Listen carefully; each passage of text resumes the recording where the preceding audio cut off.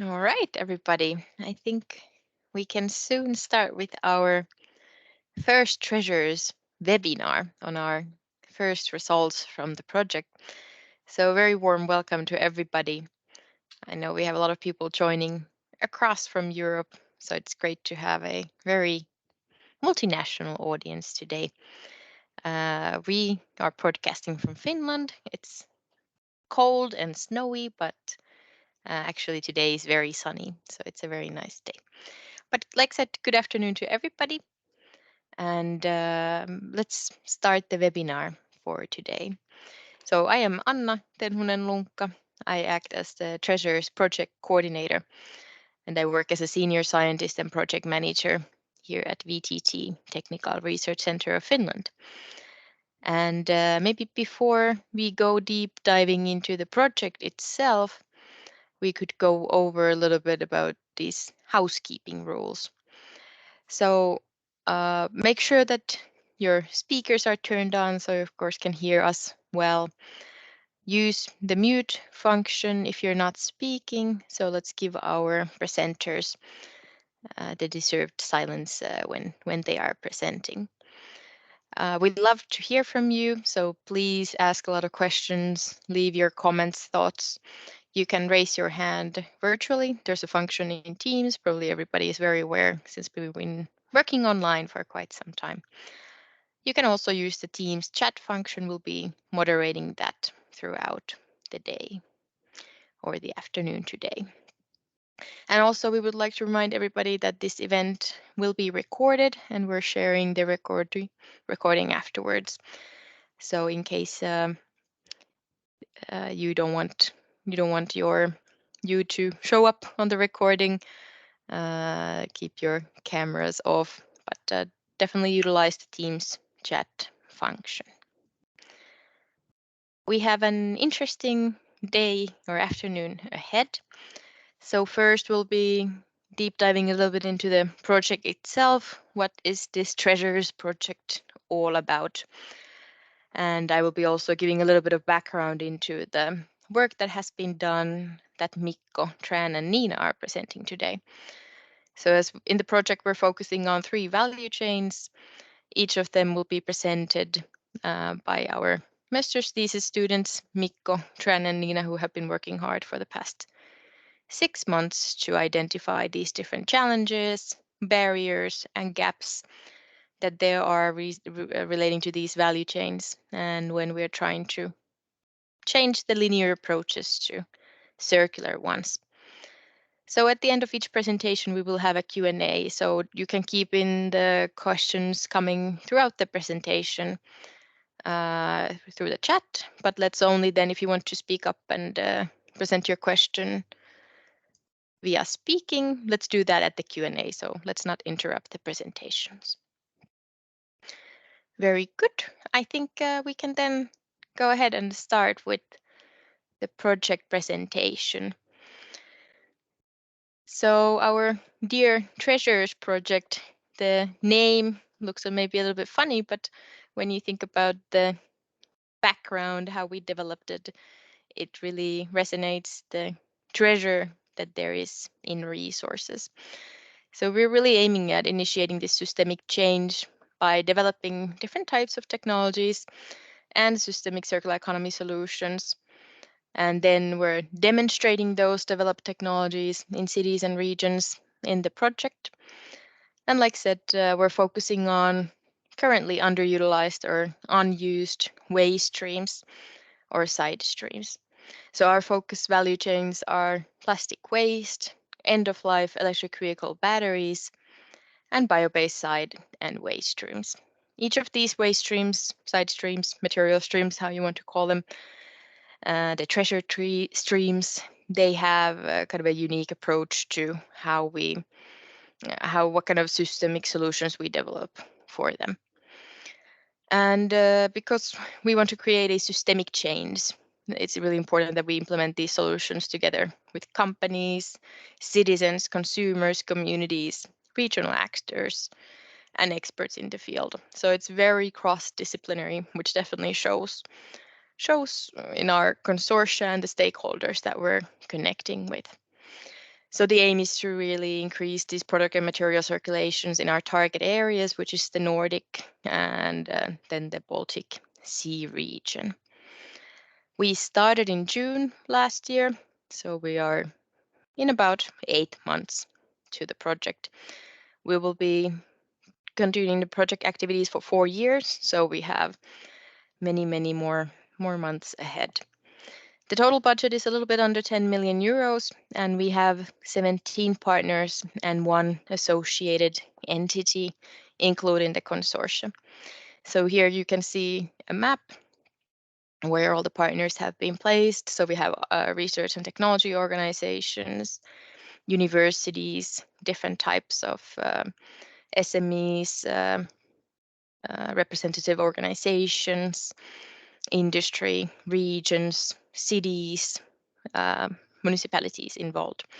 So it's very cross-disciplinary, which I think depicts very well what kind of approaches and collaboration we need to really make things circular.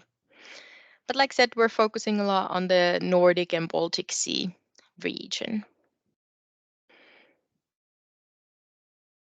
Then I want to really mention and highlight that TREASoURcE is part of something bigger. So we are a CCRI project. What this means is that our project has received funding from the Circular Cities and Regions Initiative Circular Systemic Solutions call. And the CCRI, it has been launched and it's funded by the EU as part of the Circular Economy Action Plan.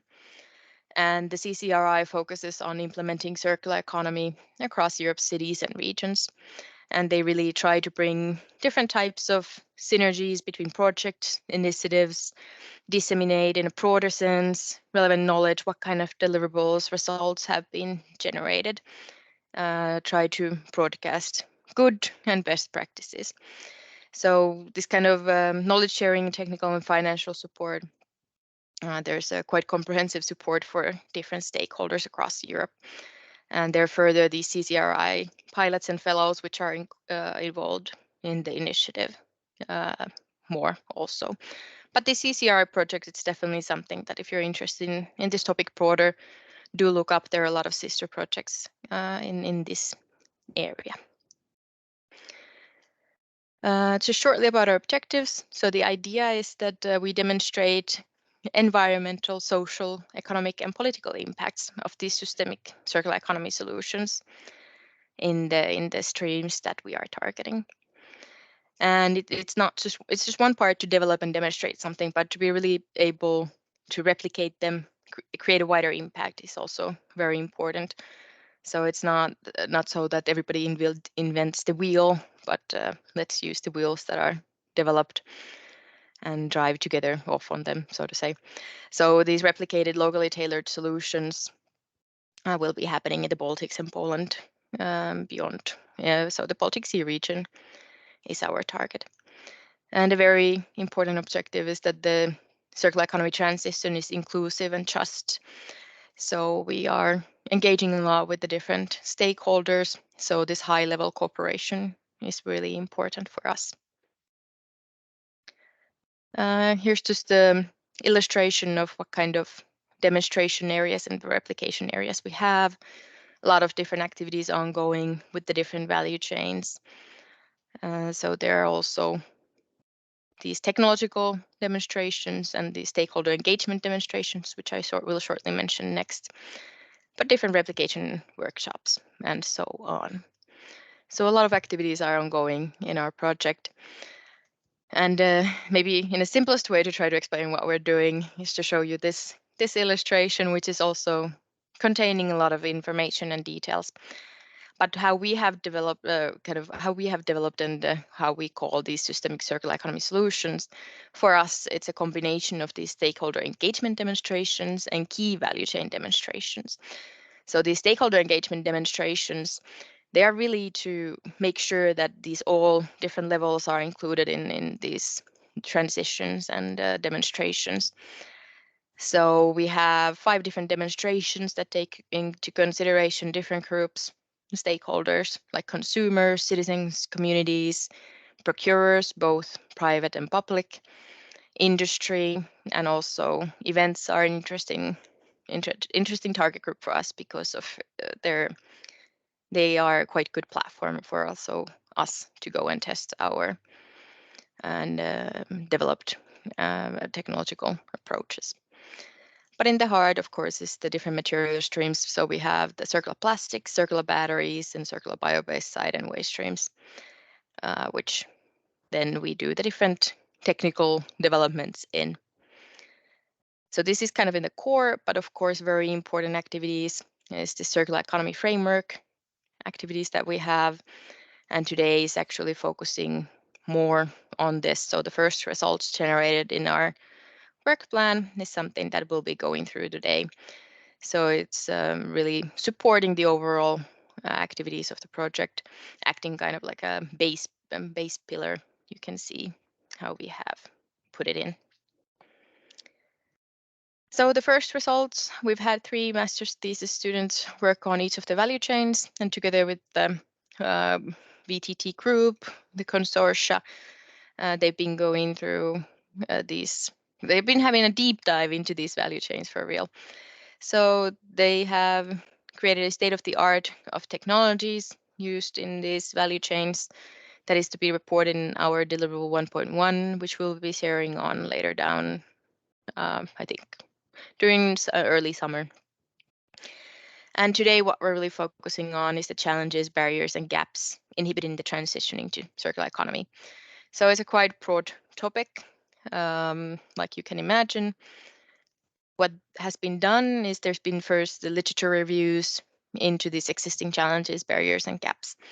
And our Mikko, Tran, and Nina have also engaged in several interviews and surveys with relevant stakeholders to deep dive into the topics further that have been identified. And of course, today we'll be going through them, getting a snapshot into what kind of inhibitors we have identified. And the next steps in the project overall is to utilize the results as a base to engage in deeper regulatory environment analysis. And throughout that work, we'll be then developing these validated policy recommendations to go further. So this is kind of the first step for us to have done an extensive screening into the topic specifically, that what kind of issues there are. So with that, I think I had everything from the project perspective that I wanted to say. And if we come back to the agenda, we will be first hearing from Mikko, then we'll be hearing from Tran about the bio-based side and waste streams. And then finally, Nina will cap off the day with the repurposing second life batteries for energy storage applications. So I hope this afternoon will be very informative for you guys. We, like said, welcome all questions, comments, thoughts on the topic. The work has started. There's a lot of things that have been done, extensive reviews and interviews already, but the work will continue. So all of your input is really crucial and important for us. So thank you from my perspective, and then let's take Mikko up on the stage. Yep. Very good.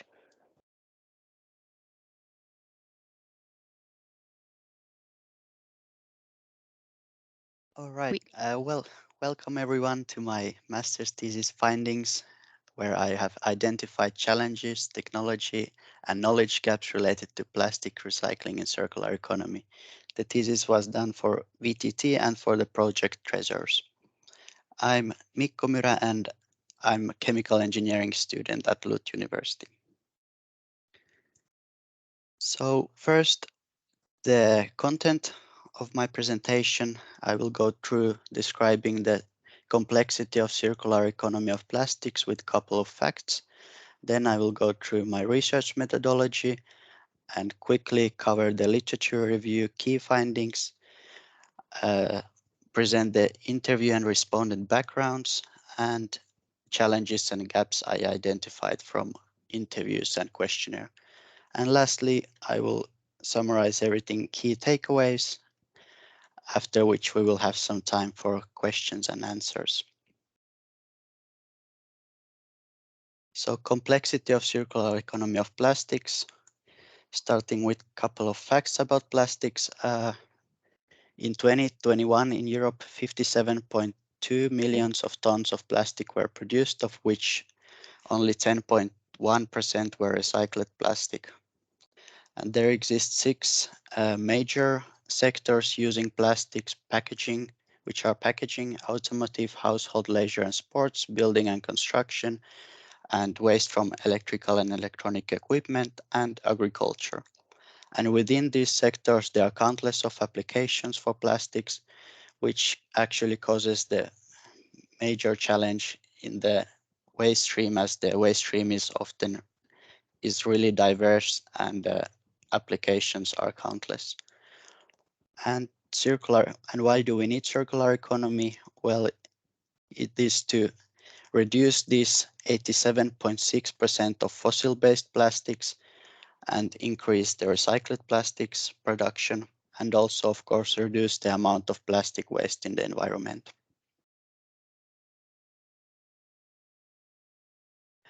I gathered data and information by using these three ways.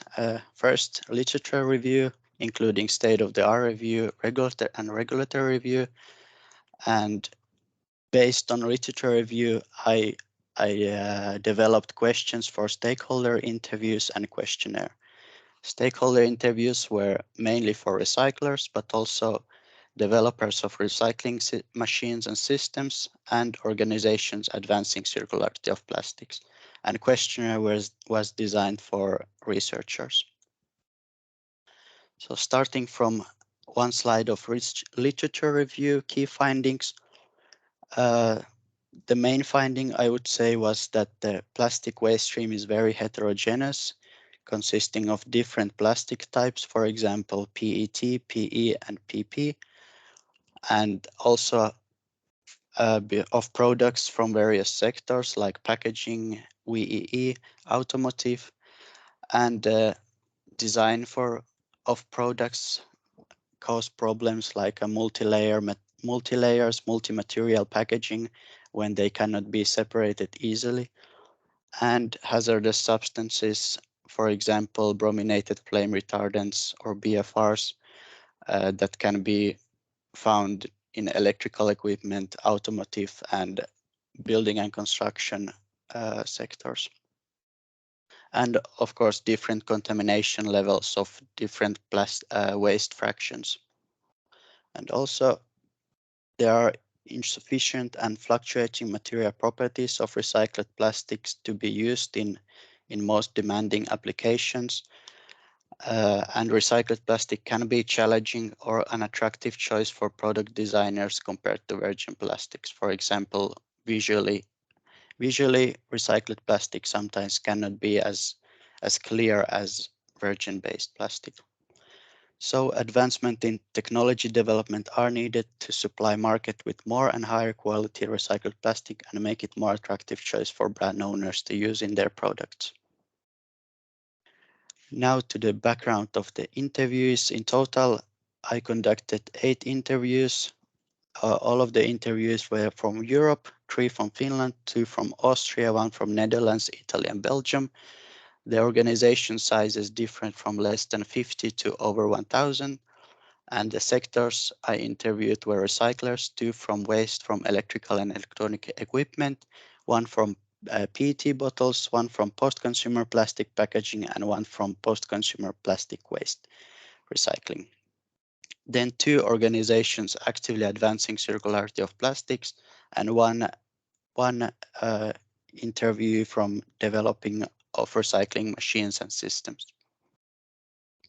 Then I also had a questionnaire with 13 responses, also all from Europe, and 8 from Finland, 2 from Germany, 1 from Austria, Norway, and Belgium. And again, organization size is different from less than 50 to over 1,000, but majority were larger organizations. The titles of respondents were 4 researchers or scientists, 6 senior researchers or scientists, 2 professors or similar, and 1 civil servant.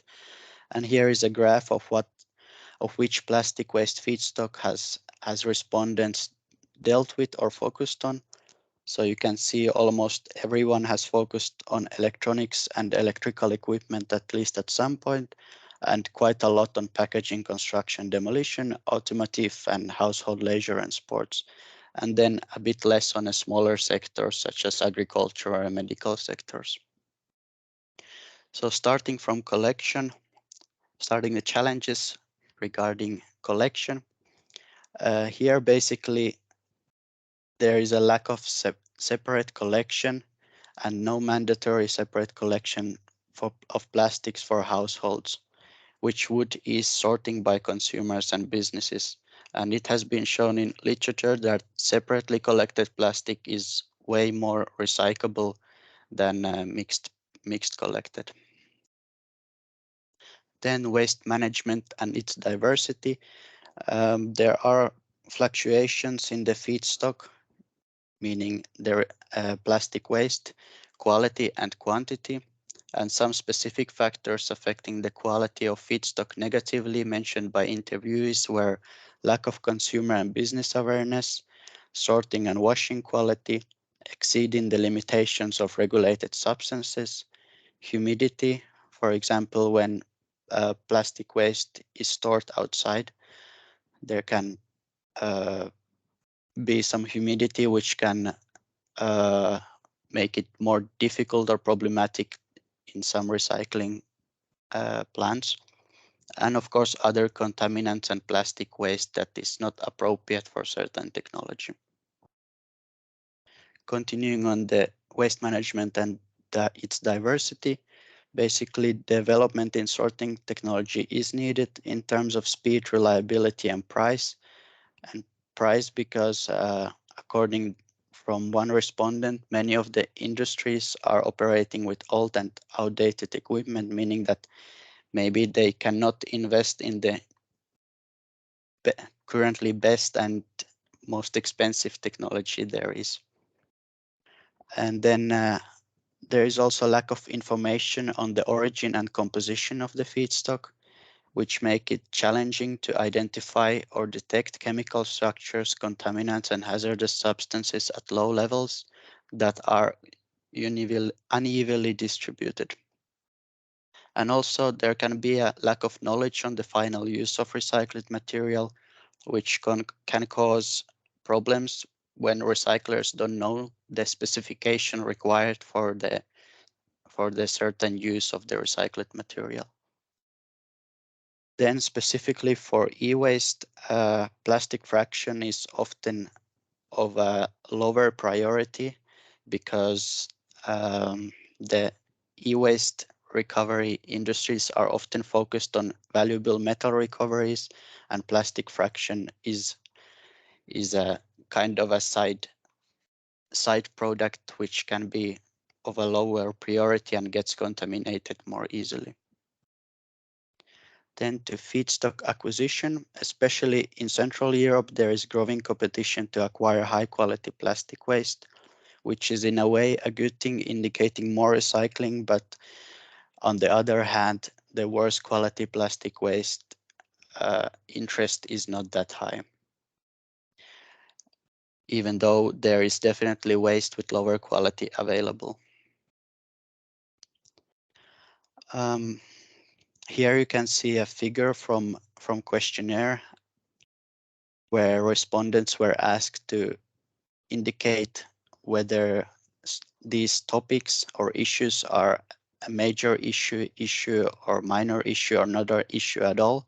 So here you can see even in research field there can be issues in low quantities or volumes of plastic waste and low quality or degraded input related issues. And you can also see other interesting issues here. For example, other related issues were indicated to be a big issue, or by many respondents indicated it to be issue, but not a major issue. The most major issues seems to be a multi-material, multi-layer related issues, halogenated content related issues such as bromine, and hazardous substances related issues. So there is a need for guaranteed stable supply of feedstock in terms of quantity and quality for recyclers, and also need developments in recycling technologies to handle more fluctuations in quality of the feedstock.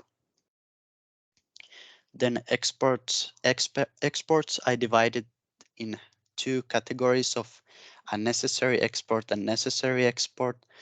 A necessary export is when local recyclers are not operating on their full capacity. And the example from here is a recycling plant in Finland which cannot operate on its full capacity because its supplier of a high quality and well sorted plastic waste is supplying multiple recycling plants from Finland to Europe. And necessary exports when local recyclers do not have capacity. Here is example from another recycling plant in Finland which has no capacity to treat all of the plastic waste generated in Finland, so the waste must be exported elsewhere to be treated. Then there can be uncertainties regarding ownership of the plastic waste. Here again, example from Finland. The ownership of plastic waste can be fragmented, consisting of producer responsibility, municipal waste management, and private waste management. This leads into a sorting facility being unattractive field to invest, as there might not be certainty for acquisition of enough plastic waste. Design for recycling. Generally, there is more need for design for recycling, even though there are improvements, especially in the packaging sector, but there is still a lot of room for improvement. Especially in VE sectors, the design for recycling is not visible there yet. Some specific challenges related to design of the products are multi-material packaging, for example, plastic aluminum packaging, multi-layer packaging when layers cannot be separated easily, certain adhesives that are hard to wash off, and carbon black plastics which cannot be identified by optical sorters. Then design for recycling specifically for electrical and electronic equipment. Here, sustainability goals of brands can contradict each other. For example, electrical equipment can be designed to last, which is a good thing, but eventually when it comes to its end of life, it will be complicated to recycle or even to repurpose. Um, and also, we recyclers have noticed an increased share of plastics and new polymers in the waste streams that they are not prepared to recycle. There still exists some unawareness or lack of trust by converters, original equipment manufacturers, or brand owners to increase their uptake of recycled plastic where material properties could be sufficient. There is need of a correction of old presumption that recycled plastic cannot be high quality raw material, and different properties of recycled plastic compared to virgin plastic may require manufacturers to modify their process or redesign or change specifications of their products, which again requires investments and willingness to do so. Basically, more good, unbiased, and trustworthy proofs of environmental benefits of the use of recycled plastic are needed, as well as proofs that it can be a high quality raw material. Acceptance of recycled plastic. Sometimes expert views can differ from the policies of authorities regarding the acceptance of recycled plastic in certain applications. Again, stakeholders, especially in VEE, were discussing the challenges of the lack of communication with authorities regarding the possibilities and limitations of limiting certain substances. As an example, fast changes and reductions of threshold limits for certain substances can be very challenging or impossible for recycling industries to adapt to the required changes. And also changes of regulations are hard to predict, which can cause holdbacks in technology development and investments designed for certain threshold limits. Continuing on the acceptance of the recycled plastic, Generally, more focus on high quality recycling to enable its use in more demanding applications, clear product standards for recycled plastic to facilitate its processability in existing production lines that are originally designed for virgin plastics. There is also a challenge of guaranteeing no presence of substances of concern in recycled plastic to enable its use in new products without any risks. Also, data and documentation on the quality of upcycled plastic should be more transparent and would be helpful. Then price of recycled plastic versus virgin plastic. There seems to be lack of willingness to pay more for recycled plastic. With an example from PET bottles where mandates are approaching in 2025. So many companies are targeting only the minimum amount of recycled PET content, meaning that they are not willing to pay more for recycled material.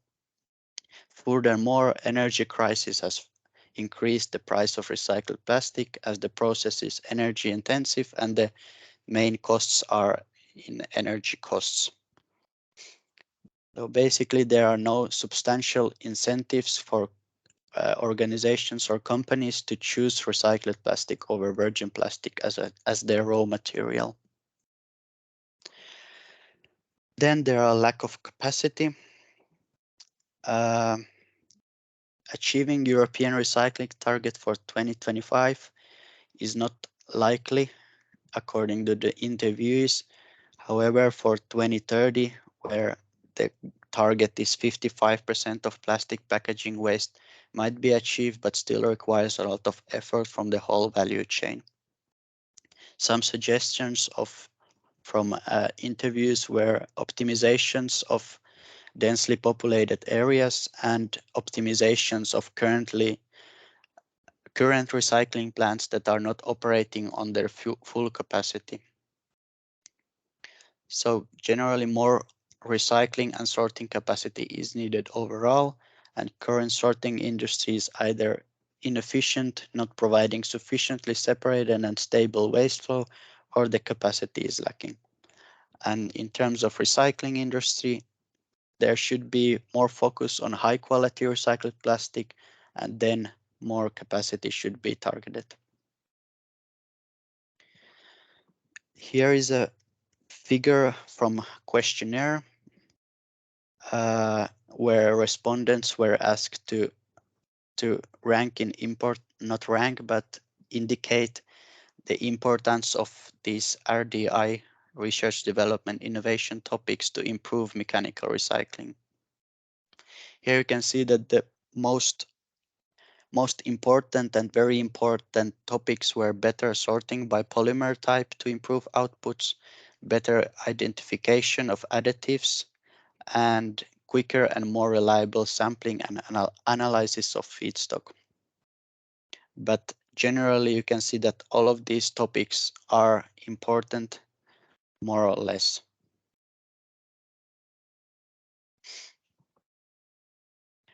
Chemical recycling is needed to complement mechanical recycling. With this, pretty much every single stakeholders agreed on, and treating and that chemical recycling should be used to treat waste fractions that are not suitable or when the high output quality cannot be achieved by mechanical recycling.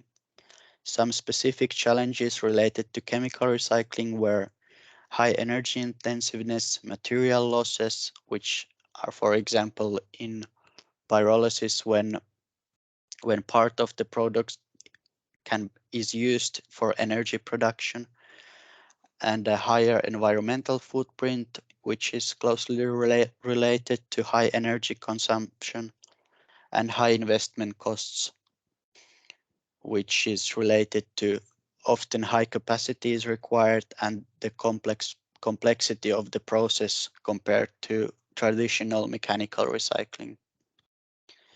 And here similar question was asked, but now in terms of chemical and thermochemical recycling. So respondents of questionnaire indicated the importance of these topics. And here you can see that better sorting by polymer type and better identification of additives and quicker and more reliable sampling and analysis of feedstock, which were the most important for mechanical recycling, are also important for chemical recycling. However, a bit less, but not, I wouldn't say that they are substantially less important. Um, but however, the most important for chemical recycling seems to be improving yields via optimizing processing and catalysts, improve upgrading of the product, separation and further conversion. For example, it's make it suitable for existing petrochemical plants to convert, and better analytical methods for processing outputs.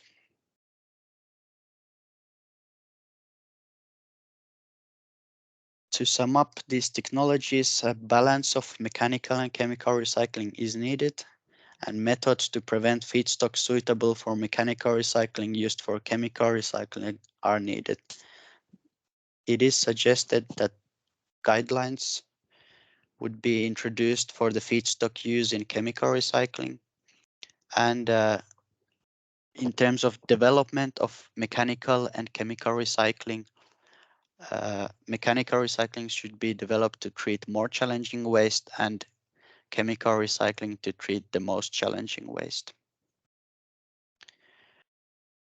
Then rejects or currently non-recycled plastics. Um, there is a need for utilization of these plastics and development in sorting and pretreatment industries. This can be, for example, heavily mixed or heavily contaminated plastic that is not recycled, so better pretreatment for that is needed. Then development on better identification on the past use and hazardous substances, lack of collected volume of some currently non-recycled to incentivize their treatment, and not enough technologies to treat some of the most problematic waste fractions. And here below you can again see a figure from questionnaire responses where respondents were asked which waste fractions get typically rejected or they do not handle in their work. For example, for safety reasons, you can see that hazardous substances is the most rejected or not recycled in research, but also too much foreign material and heavily mixed plastic, as was mentioned 3 times in the responses.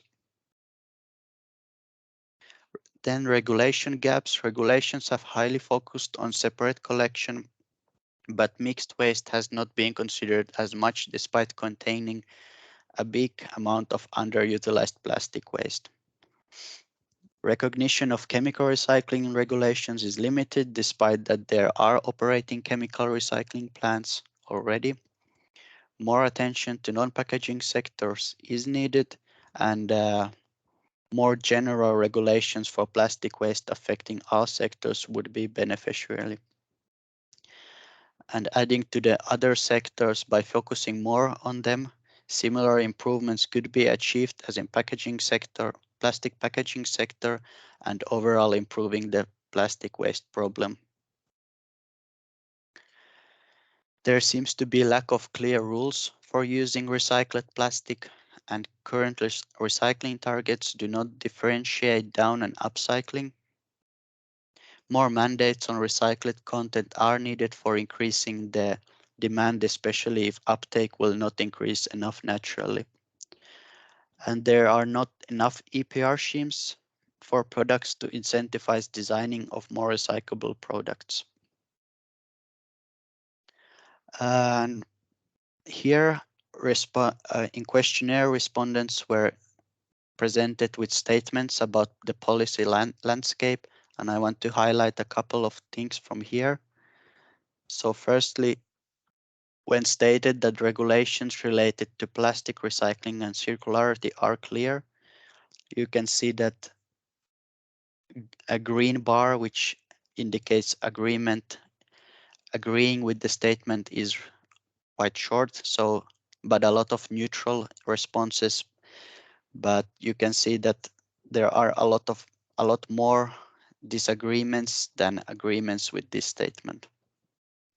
And continuing to that, when stated that there is enough easily understandable guidance and supportive documents available to understand the regulations affecting recycling and circular plastics, there are even more disagreement, which indicates that it would be helpful to have these guidances and supportive documents of the very complex plastics regulation environment. Then, when stated that regulations mainly target the packaging sectors, quite a few agreed with this statement, and following up, regulations should target other sector as well. Even more respondents agreed with this one, and actually there are no disagreements with this statement. And finally, separate collection targets are needed for different plastic waste categories. Again, a lot of agreements, and that there should be separate targets for producing high quality recyclate. Again, even more agreements, and actually this was the most agreed on statement.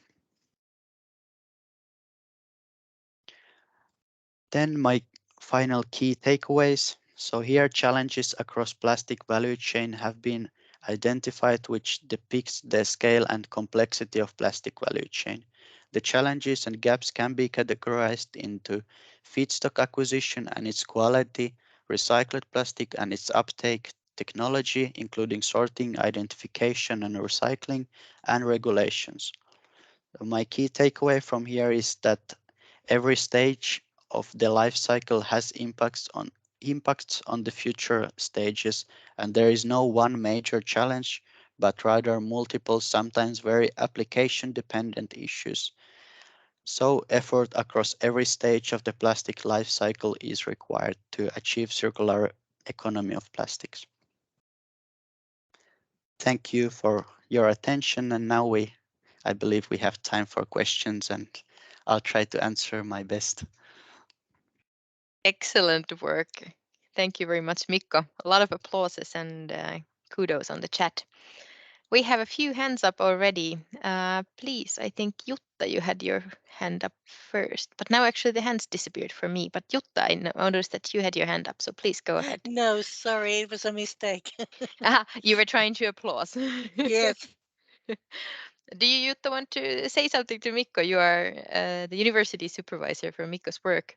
Yeah, I have to say that I'm pretty impressed with the results and how there has been now identified some of the key issues and s- um, as we discussed a little while ago with Mikko that it just verifies my impression that I had in the beginning that this is a systematic problem more than a single issue thing. So I'm I'm pretty happy with the outcomes. Likewise, I have to fully agree. Very good work, Mikko. Any questions, please raise your hand. I don't know if Jan, did you have your hand up or was it also trying to applaud? Yes, it was trying to upload, actually. Very good. Yes, there are some questions. I think Ugur, did you have a question on your mind? Do you want to open your mic or should I help you?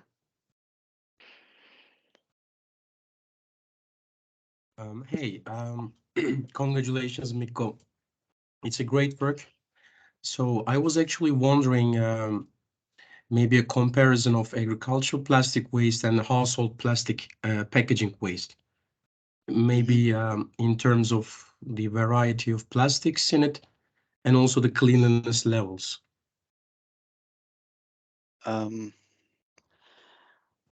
I mean, I guess I don't have any data of which plastic is more maybe clean when compared to agriculture, household packaging waste, but I would assume that the contaminations there are very different. For example, for packaging waste, there is probably uh, like food leftovers and maybe some uh, bio waste.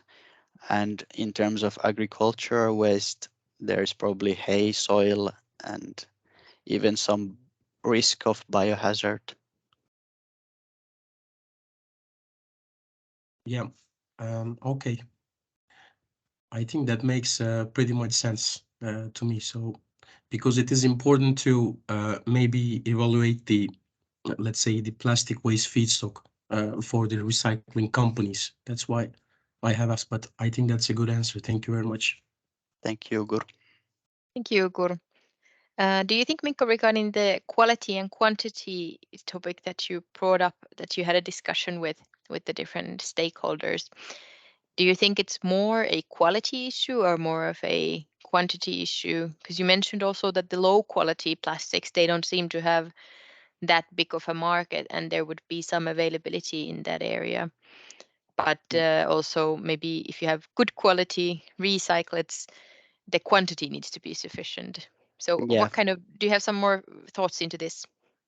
uh, as I understand that for well separated and clean plastic waste, there is high demand for that. So there probably the quantity is the problem, but for the lower quality, which is more mixed plastic and maybe a bit more contaminated, that plastic fraction, there's definitely enough of it for recyclers to recycle. But the Mm, interest seems to be more on the high quality plastic waste, maybe because it's a lot more easier to recycle. mm. Yes, and I think maybe the safety issues and the concerns Mhm. around that might be a little bit less. Yeah. Lars, I noticed you have your hand up. Please go ahead. Yes, thank you very much for a very good job, Micah. This is Lars Josefsson from Polyfuels in Sweden. Do you think you can say something about how mechanical plastic recycling and chemical recycling can complement each other? I'm thinking about when you have a sorting facility and you have a bigger demand for mechanical, you can get also some fractions which can be used for chemical recycling, and they can support each other. Do you agree with that, or? Yes, I very much agree that the chemical recycling is needed to, first of all, support mechanical recycling by firstly treating the plastic waste that is not usable in mechanical recycling, or when the product of mechanical recycling is not high quality product. So also for sorting industries, when chemical recycling will be more prominent, there will be uh, I would assume better economical situation for sorting, as they can sell more of the waste fractions that now are discarded or rejected from mechanical recycling. Yeah. Thank you very much. I fully agree with that. Thank you. Thank you. Thank you, Lars. There's also some comments in the chat regarding chemical recycling, pyrolysis, that it is very energy intensive, but with the hydrogen economy that's coming, maybe it can alleviate the kind of energy intensity and the sustainability issues that are related. But still, I think the complementary approach is needed. At least now, I think mechanical recycling has a lot more in its favor on the sustainability side. Like Vesa also commented, there's no silver bullet to fix the issues.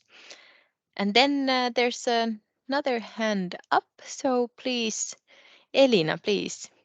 Hopefully I pronounced it correctly. Yes, thanks. Hi, Mikko. Very nice work. This is Elina from Latvia. I was wondering whether you derived any conclusions on the impacts of bioplastics. We know that the market share of bioplastics is increasing, and then the question is, does it solve problems or create more problems in a way that you did the analysis of these challenges, barriers, and gaps? And so actually bioplastics are not the scope of my work, so I don't have, unfortunately, any data or suggestions for bioplastics or how they are impacting their plastic recycling Okay. industry. But definitely, Elina, I think it's important that it's one solution to go away from the virgin fossil-based plastics, but the recycling and how it fits to the existing infrastructures and how can we get it to circulate, it is definitely a research question. Very interesting one. Thank you. Thank you very much. Do we still have some questions? Yes. They are complimenting Mikko you on the nice presentation and work and asking if your Thank you. thesis will be available and open access. Yes, it will be available at LUT Pub. It's where we publish all our theses, and they are available online. Yes, and we will be publishing also sharing the links on our project website. And also based on these 3 theses that will be published, we will be writing deliverables from the project. So you have multiple different publications where this data can be found. And Mikko and also Tran and Nina have been doing also extensive reviews into the technologies used in the space and good practices. So those will be also additionally available in the thesis, where you can further look what kind of outputs they have created. Very good. Are there any further questions? Actually, one question, Mikko, when you were discussing with recyclers and other who you interviewed, did you have discussions about the energy crisis and how it kind of affects the situation with trying to transition away from incinerating plastic waste to recycling it? Because at least, for example, in many Finnish or the Nordic countries, it is an important source for heat and electricity. Yes, there were some discussion of the effects on the some people wanting to incinerate more because of the energy crisis, and actually with one stakeholder it was discussion that I think in Finland that all of the waste storages has been already incinerated in, I believe, November. So I guess it has been impacting the amount of, or maybe not the amount, but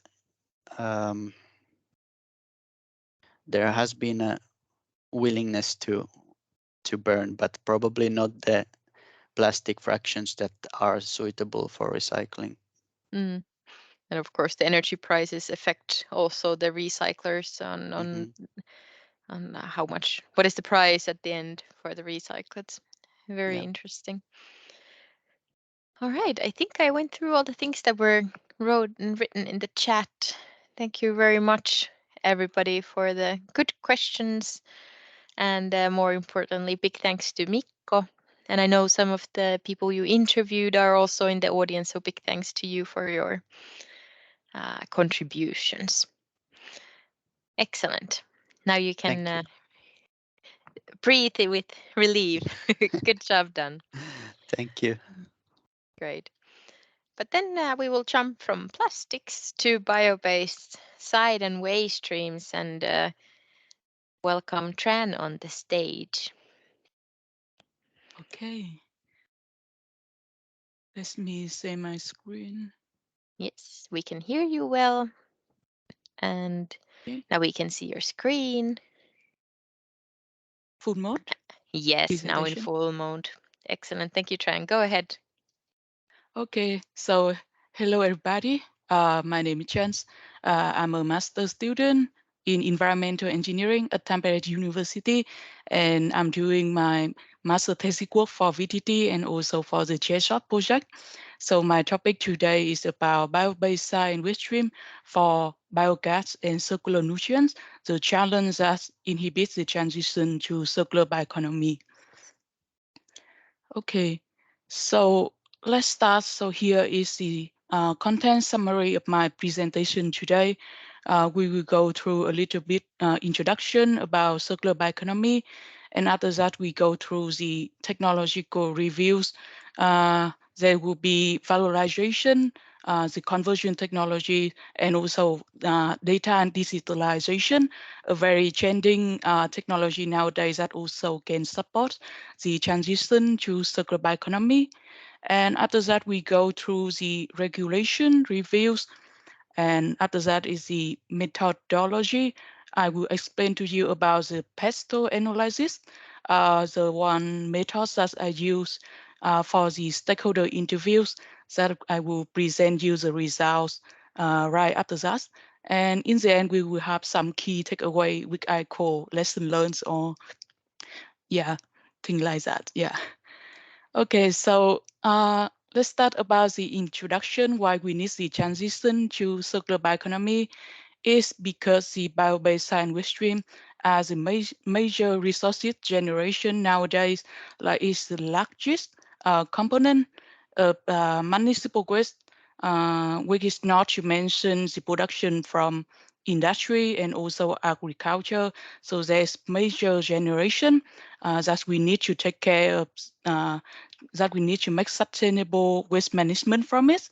But in addition to that, like bio-based science waste stream also possessing very high nutrient and energy potentials that we can cascading the value a bit and replacing raw material use with bio-based science waste stream.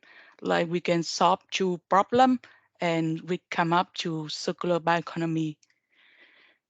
So yeah, the concept like by definition, like people define circular bioeconomy is the intersection between circular economy and bioeconomy that we find that we will use more bio-based science and waste stream in circular economy.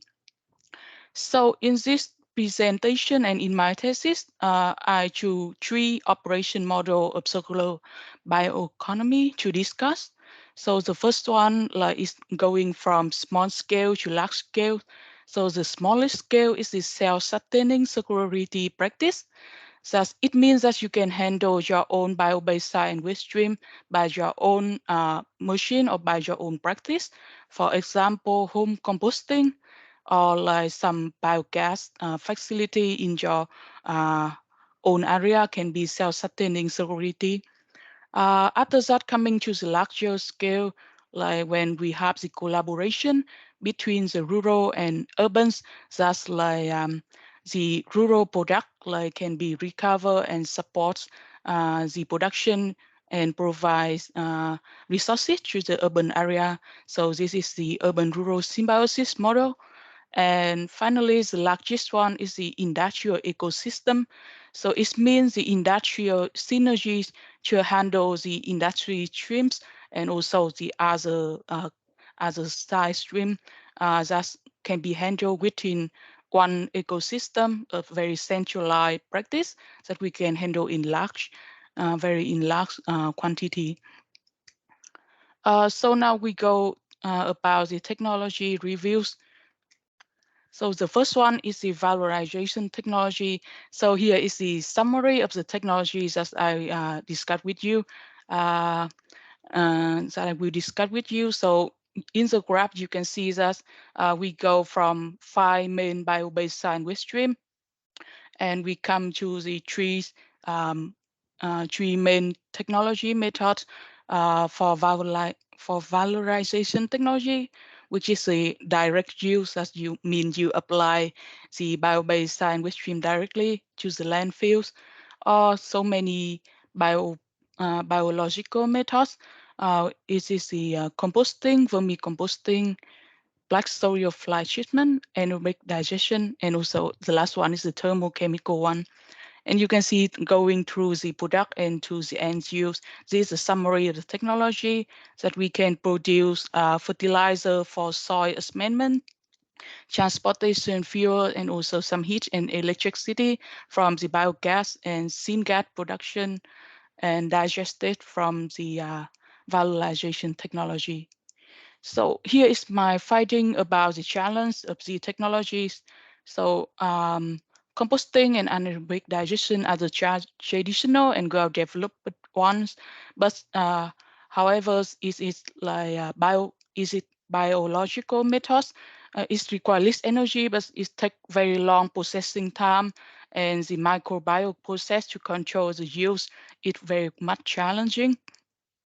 And when it comes to the direct land application, you need to concern about the quality of the feedstock, that if it's containing harmful substances or heavy metal or something that can impact the fields. So you have to make sure the quality of the feedstock is very good before applying it to the land. Uh, Thermal methods is fast, but it's very energy intensive, and it can even require flue gas treatment, which is very costly and adding to the investment cost. And here's the sum up the main challenge is to ensuring the product quality, especially the operating and removing unwanted synthesis. For example, operating biogas is very very costly. Like we can do it but it's costly. But so we have to ensure the feedstock quality first, so we can get better quality of the product to lower the lowers the need to operating biogas. And the last one is the scale up challenge in technology is often lay in finance. Next one is about the data and digitalization. So in the graph, you can see the overall application of data and digitalization in circular economy transformation. And here I list some of the important one. The first one is the e-marketplace for selling product. The next one can be the smart waste management. Like it can be a cloud service that you can attach some sensors to the waste bin, and you collect the the signal of the waste quantity, so you can come to collect the waste when it's full. Uh, Another one is artificial intelligence for waste sortings, automatically waste sorting, or some sewage management infrastructure. Another trending one is blockchain, especially the digital product passports, which can be implemented in the regulation in the upcoming eco design regulations. There will be mentioned something about digital product passport, and blockchain can support the implementation of that. But however, like when it comes to the challenge, the to develop artificial intelligence or blockchains, we require very high quality data and the digital infrastructure, and we need highly skilled people and also the digital ability for our user as well. Like for example, the e-marketplace, and we need our user can have sufficient digital ability to use us. And also there's a problem about the data flow, data access, and data privacy concern that can limit artificial intelligence, because in that artificial intelligence, like they use data to learn, but when the data is restricted, like it makes the process harder for artificial intelligence to develop. And the last one, blockchain is very energy consuming. Next, we come to the regulation reviews. So here I list some of the inhibitor to the circular bioeconomy development from regulation point of views.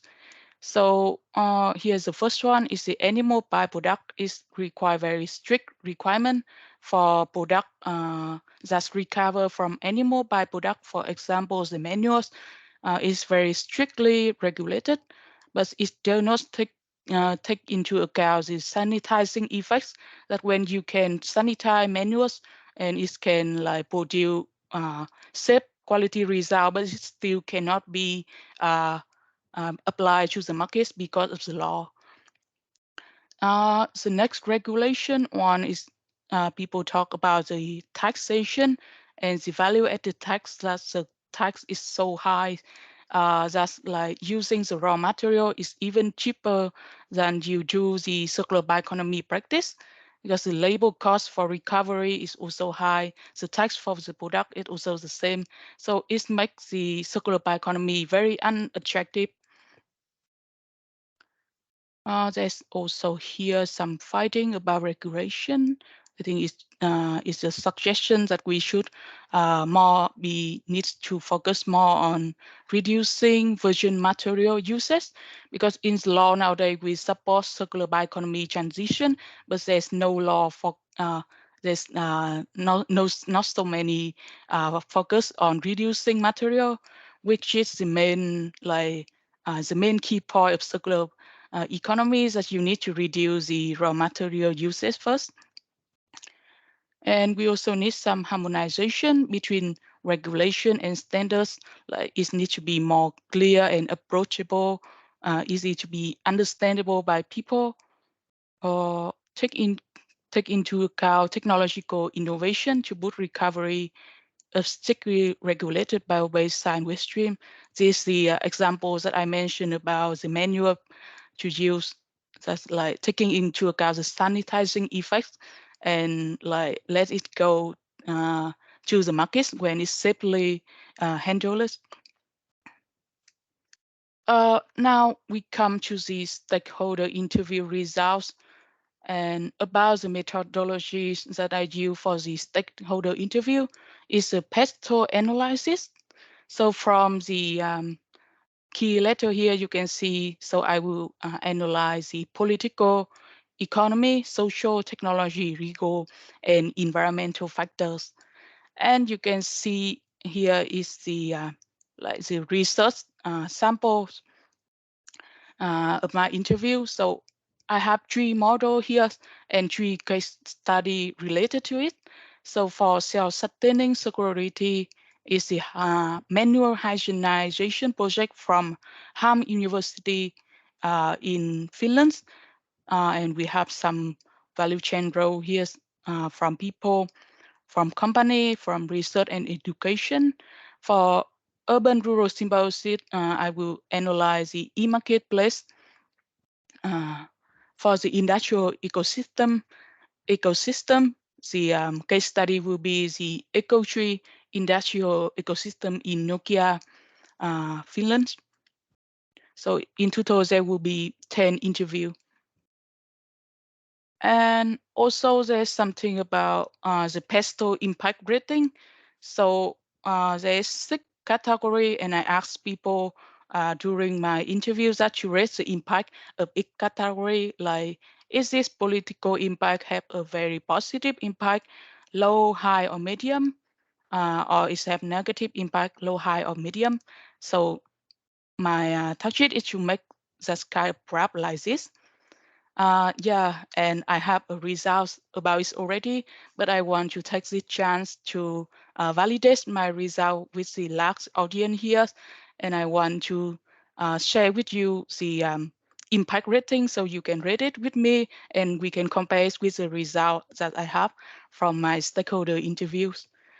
I think I have the link to the form here. Yes, I just put it on the chat, and if you open it,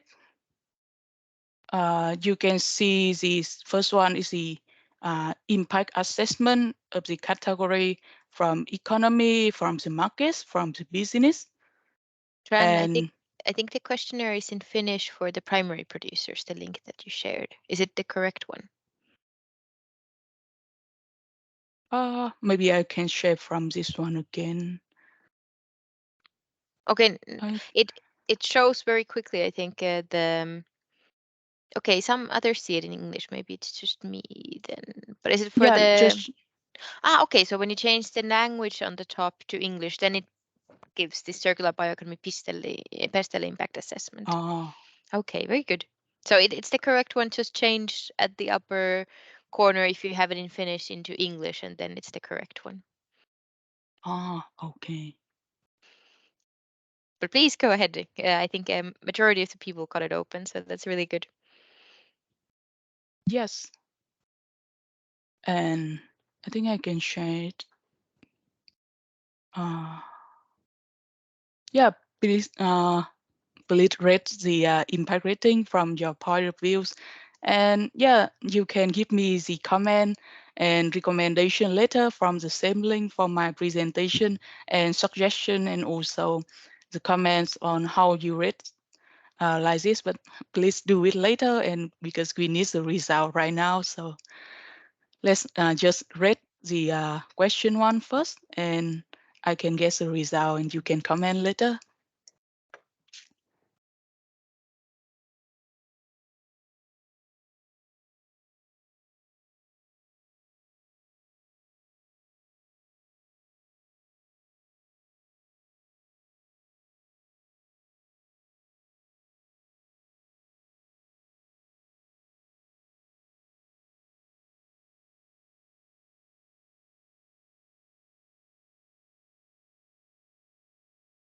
Okay, I already get 3 response. Thank you so much. Yeah.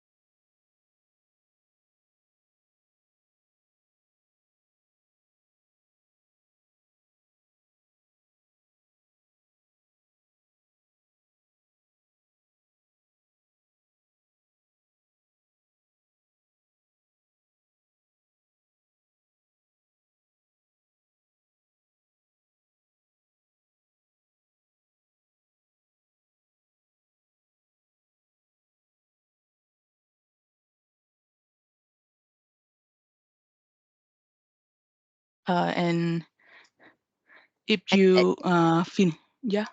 I think there was one question hand was raised, but I think Ugur, was it you? No, it was by mistake. Sorry. Okay, Yeah. very good.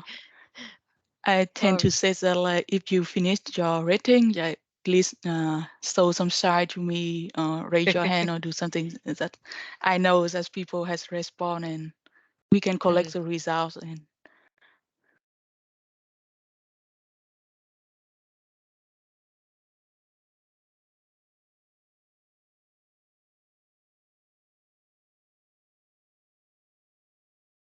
yeah, I think just 2 more minutes because there's still presentation, and I hope you can complete this questionnaire later. Maybe you, if you want, you can already put your slides in full screen again. Yes. Now it jumped to the beginning, actually. Yeah.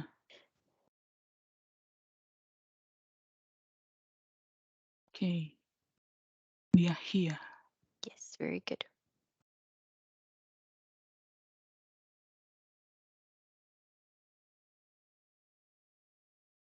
We have to copy paste the results.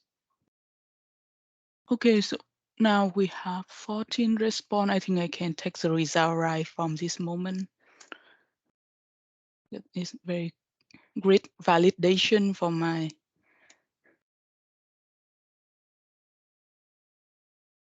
results. Okay.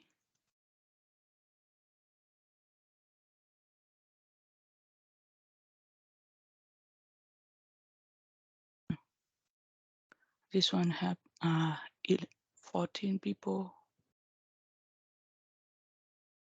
Okay, thank you very much for all the response. So now we can continue. And in the left side is the results of my stakeholder interview. And on the right side is the result I just collected from your response. Thank you so much for it. So if we have a quick look about it, I think it's kind of this for the regulation. The webinar participant has more positive on the regulation compared with our stakeholder interviews. And yeah, they have more doubt about technological advance. There's some negative impact here. And technological constraints is the same also. Yes, I think the result is a little bit like quite relevant. And so I have a better picture here for you to see the results. So there's like under 6 category, there will be some key factor here. So the impact of the political and the legal is neutral, but it's small. The result is small for on the negative side. So this is like the thing maybe we can keep discussing more on the upcomings. And generally, the economic side is on positive side. The social is on positive very low. So here's about awareness and job creation and labor skills. We can improve more from it. Technological development have very high impact together with the bio-based science stream recovery practice. The virgin material still on positive lows. And yeah, let's analyze these results more in the upcoming presentation. So the first stakeholder interview for me for the case is the manual recovery project from Hamka. So they have a device called ManPass for manual hygienization. They use it for whole manual recovery on site. So it's very small scale for like only 6 hall handling of 6 halls, but they use very quick hygienization methods that gets the temperature to 70 degrees Celsius in 1 hour. So it follows the European bioproduct regulation law for the hygienization. So the output is that they turn manual into soil improver and bedding for the horse. So when we come to the pestle analysis results here about the political, it follows the hygienization process follows the law. However, to fully commercialize the recovery product for soil improver or for bedding solution, it requires many permits to put it on the market. About the technology, so they have the challenge to fully activate the contaminant in short processing time. As you see, they have only like 1 hour processing time, so it cannot fully activate everything, and it's still in small scale, and we need testing in large scale to verify more the quality of the product. But however, there's when we come to the economy side, they bring so many economy benefits. First is the saving from recover betting, while simply just manual. Manual is very problematic waste stream. So we can not only cheat it safely, but also can recover it as betting for the horse. So it's save a lot of money and yeah, for the waste management, and also not to buy new bedding. Yeah, it creates a new business model to sell. However, the funding investment for this kind of on-site treatment is a challenge. However, like when I interviews, like the my interview, he says that they will be subsidized for farmer participating in the experience with the machine, that they can get 50% subsidized if they participate in the projects. But after that, without project, if the machine cannot produce generate profitable model, it can be hard to continue. The social acceptance is very good, because it's cheap and it's fast solution. It's better than to burning the manual right now, and it's maybe require more chimney emission treatment if you burn the manure. So this practice is very supported by the consumers. Yes, about the environment, it's bring good impact, but there's thing to notice that we have to keep track of the animal feeds to control the manure quality, so that the product can be used for soil improver later. So the next model is the e-marketplace for bio-based site and waste stream. So it's a website developed by MTK from Finland. So it's a platform that you connect bio-based site and waste stream producer and recyclers that you can sell your bio-based site and waste stream to generate additional income. Or the recyclers, they can find the available bio-based site and waste stream input. So I send the questionnaire to like the MTK sends a questionnaire to the farmer, the primary producer, and here is the result we generate about the difficulty in handle the bio-based site and waste stream. You can see that like the main problem in hindering the recover bio-based site and waste stream by own practice is that they do not have the bio-based site and waste stream quantity is very low for recovery, and also they don't have enough time and human resources to recover it. So when it comes to why they do not sell the bio-based site and waste stream, the problem is that they don't have enough quantity to sell, and also the quality is not good enough. Yeah, and also not enough buying demand here. Here is the resistance result about the hesitancy to use the e-market model. So around 10 per 28 people says that they have hesitancy. So it's about 35%. So I think it's an encouraging result that people are more adaptable to digital markets now. But like if we dig deeper into the actual resistance, so it's the unfamiliar with digital markets and also service fee as the main problem. Here is the result analysis. So a pesto in political e-marketplace is quite supportive by the Finnish acts, like they support materiatory and also they support as a kind of e-marketplace. But for the technological here, there's low quantity and low quality product to recover by its own or sell is the main problem here, and also the problem with unfamiliar with digital system.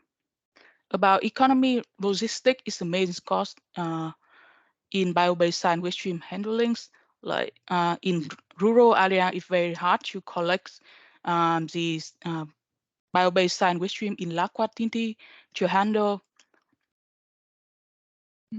There's also some difficulty here in legal, like someone comment about the slow paperwork process or the tax and the costs are too high for a small operator to get profits. Yeah, about social here, there's some traditional way of working can be resistant to more adaptable to the e-marketplace. And for the environment, there's a signal like a notice about the overexploitation of raw biomass for bioenergy production. Instead of using bio-based site waste streams, they exploit more biomass. So this can be one of the concerns. So the last one is the eco-tree industrial ecosystem in Nokia. So currently there's 18 companies within the area and they are trying to boost the nutrient good energy cycle within the area in Nokia. Here is the result analysis. First of all, is like for the biogas, produce biogas within the areas. Like biogas now is very supported due to the renewable energy laws and also due to the energy security and the work crisis. That boosts the biogas price to ensure the energy security. But the thing can change very fast, and when the price drops, like it can lower the demand for biogas, and it can change the situation. About technologies, there's low product values and impurity of product as the main problem. Mm, about the economy here, there's a market for organic fertilizer is good, but it's lack a good quality bio-based science which you can call sources to produce. So you can see a gap here that's like in previous case, like the farmers, they say that they have lack of demand and they the quality, they have like a demand, but here the recyclers, they say that they have like a good quality one. So the gap here is a good quality bio-based sand waste stream, which may require pre-treatment or like good like collection, more logistic to collect the bio-based sand waste stream in large quantity and ensure the good quality for the recycler to process. About the legal things, there's like an issue about unionized regulation between the country. So one of the biogas, one of the fertilizer producers, like they say that like when they export the fertilizer to other country, they need to apply for another kind of permits. So they hope that like the regulation can be unionized between country in Europe, so they don't have like to do a lot of paperwork about it. For socials, like there's command to integrate circular knowledge into education, into all discipline. So any engineer or construction people can know about circular knowledge in their fields to like get them to get more green choice to develop their product. And we can another thing about social is to create like the need to create a platform for management and sharing of information within the ecosystem. And for the environment, it's normally generate positive impacts. It's outweighs the minor impact and the risks of emission. So here is the summaries of my presentation today. So I try to draw everything into a cheese. So it's just the like the summary of all of the challenge that I just present to you, like in one slide only. So why is the G? Is because when I discussing with one of my interviewee, he said to me that you have to fix the problem from the root. So for example, if you look into the technological, the main challenge is the low quality of product. And he said you have to chase back why product have low quality. So it's trace back to low quality of feedstock. So low quality of feedstock, it traces back to the waste separation. And if you separate waste better, you can have better feedstock. And waste separation is can check back to the education or just back to material design. If you design for green from the start, like we don't need to separate like the uh, the ungreen product. So this is the idea why I draw a G. So yeah, try to solve the challenge from the root cause and define how the challenge are connected to each other. So yeah, so I think this the final key takeaway that also the sum up again, try to fix the problem from the root. Like for example, for technology is from the waste separation and from the sustainable material design and improve the supply chain, ensure the product quality and quantity to bridge the gap between small and large stakeholders. So as I already mentioned, like the farmers, they say they don't have enough buying demand, and the recyclers, they don't have good quantity and quality product. So that's something we have to bridge the gap between quality and quantity here. And data and digitalization can accelerate can really isolate, but we have to find the challenge, fix the challenge of digital adaptation. Also, here is the regulation can be game changer, but we need to more united regulation between country and take into account innovation to handle strictly regulated bio-based sandwich stream. Yeah, we also need to reduce vision materials and try to replace bio-based and waste stream instead. And we can also support the security practice, hopefully from the smallest one, the self-sustaining practice, to the largest one is the industrial ecosystem. Actually, from the pestle analysis, the impact of the self-sustainable, self-sustaining practice is very high. It's very positive, but now there's very lack of support for the small scale one. Yeah, and yeah, improves the logistics, stakeholder engagement as a key. Scale up is a challenge of financial and political support and integrates circular knowledge into education. So this is the end of my presentation today, and thank you very much for listening and also for the questionnaire. Yeah, please feel free to add comment or any question for me. Thank you very much.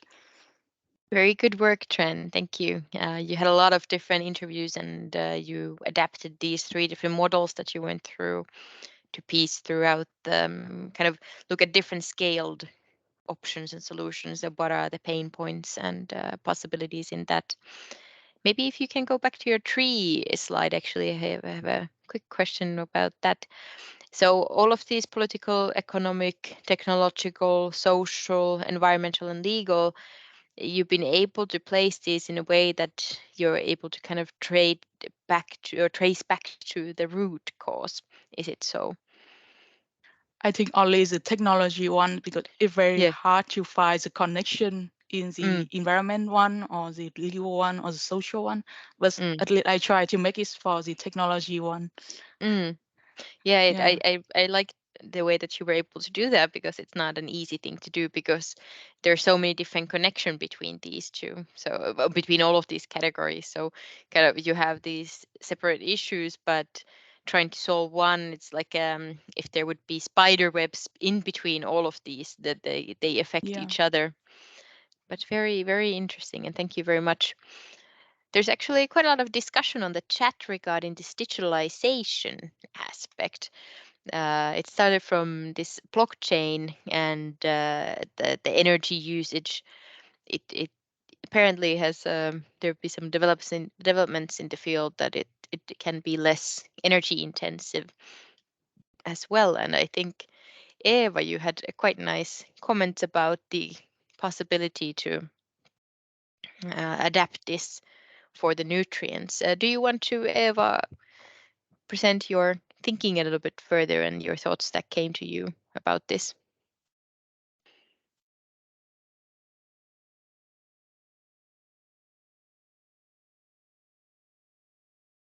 I think it might be that if Eva is not online anymore, maybe we can't catch her. But if you are and you want to speak more about the digitalization, then please do come on the stage. But She her says she com. don't have microphone. Yeah, Okay. Oh, I didn't see yeah. that.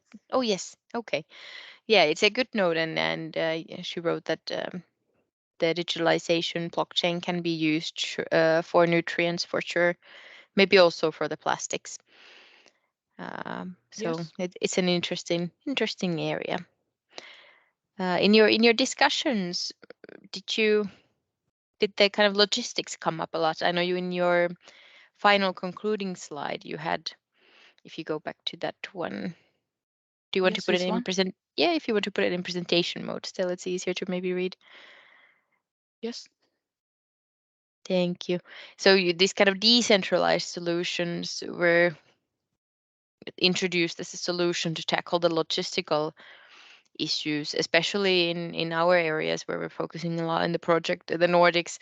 It is somewhat an issue that we have a very decentralized production of material side and waste streams, We might have low qualities here and there, might be very long distances. In Finland, for example, transporting something from the north to the southern part, you can you can go over 1,000 kilometers. So these kind of logistics issues, were they discussed more in your interviews? And what kind of solutions did they mean by these decentralized? Is it like smaller scale, or how would you see it, and what was discussed? Yes, like during the interviews, there is a discussion about like the collecting point or something called gathering point, the bio-based science waste stream, so that we can build up some kind of facilities that we can like collect all of the bio-based science waste stream in one focal point, and we do some pre-treatment about it. And after that, we can like produce the bio-based science waste stream for the large scale one. Like I think it's going to have to bridge the gap between the quantity and quality problem. And I think it's interesting, the quality and the quantity, that there's kind of a different perception with the ones who are producing these silent waste streams and the ones who would be interested in handling them. So maybe if Riina, I noticed you were online. Do you have some comments about this? How will this take kind of, we know we're developing this e-marketplace in the project. There's a lot of good input from trans work towards that as well. How do you see this issue, and what we can do with what can we do about it? Yeah, the logistic is one very big part, and that's I don't have the answer for that, and that's what we are looking for. And I definitely know that this is something that will affect negatively many long years further on. So that's something we need to focus more and maybe get some help from the governance. Yeah, so the policy might come into play here to some extent. There's a comment in the chat that they think the problem is not to do if there's a marketplace, but to have a market structure and to have this price signal. So this so that we can maybe address this quality, quantity, and bridge the gap between the ones who are producing and then how those who could be handling it. Yes, the knowledge is one big question. Did you try in your work kind of identify some solutions how this bridge could be gapped? I think one of the solution is a self-sustaining practice. Like the man-part device, as it can be one good example that you can do some pre-treatment on site, and it help like not only hygienize the product but also reduce the volume, and like yeah, and if the product is in good quality and reduce the volume, it can reduce the logistic cost to transport it. Yeah. And there's maybe some problem about quantity, so we can do some mobile solution, like someone have like small quantity, but we can gather it in mobile solution, so we can have large quantity to handle. It's just my ideas. Yeah. Very interesting. Are there any other questions from the audience, Riina or others? I just want to say that trans work have been good, and also she has been helping the other parts of the work we are doing in the project. So I'm happy that she will be doing with us later on. Thank you so much. Yeah. Exactly. Good work, Tran, and thank you for presenting your findings from all of the interviews that you did. Very good work. And likewise, Tran's master thesis will be published on the university website, and we're also sharing it on the project website once available. Time-wise, the theses should be ready by the end of February, so we will be publishing them hopefully quite soon once all the last minor bureaucratic things are taken care of. But good work. Thank you very much, Tran.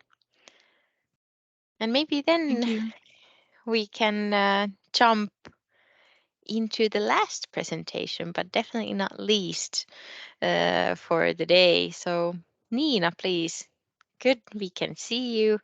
You've had a little bit of a longer way to present your findings, but we look very much forward to hearing more about the challenges and barriers that you found when repurposing electric vehicle batteries for energy storage applications.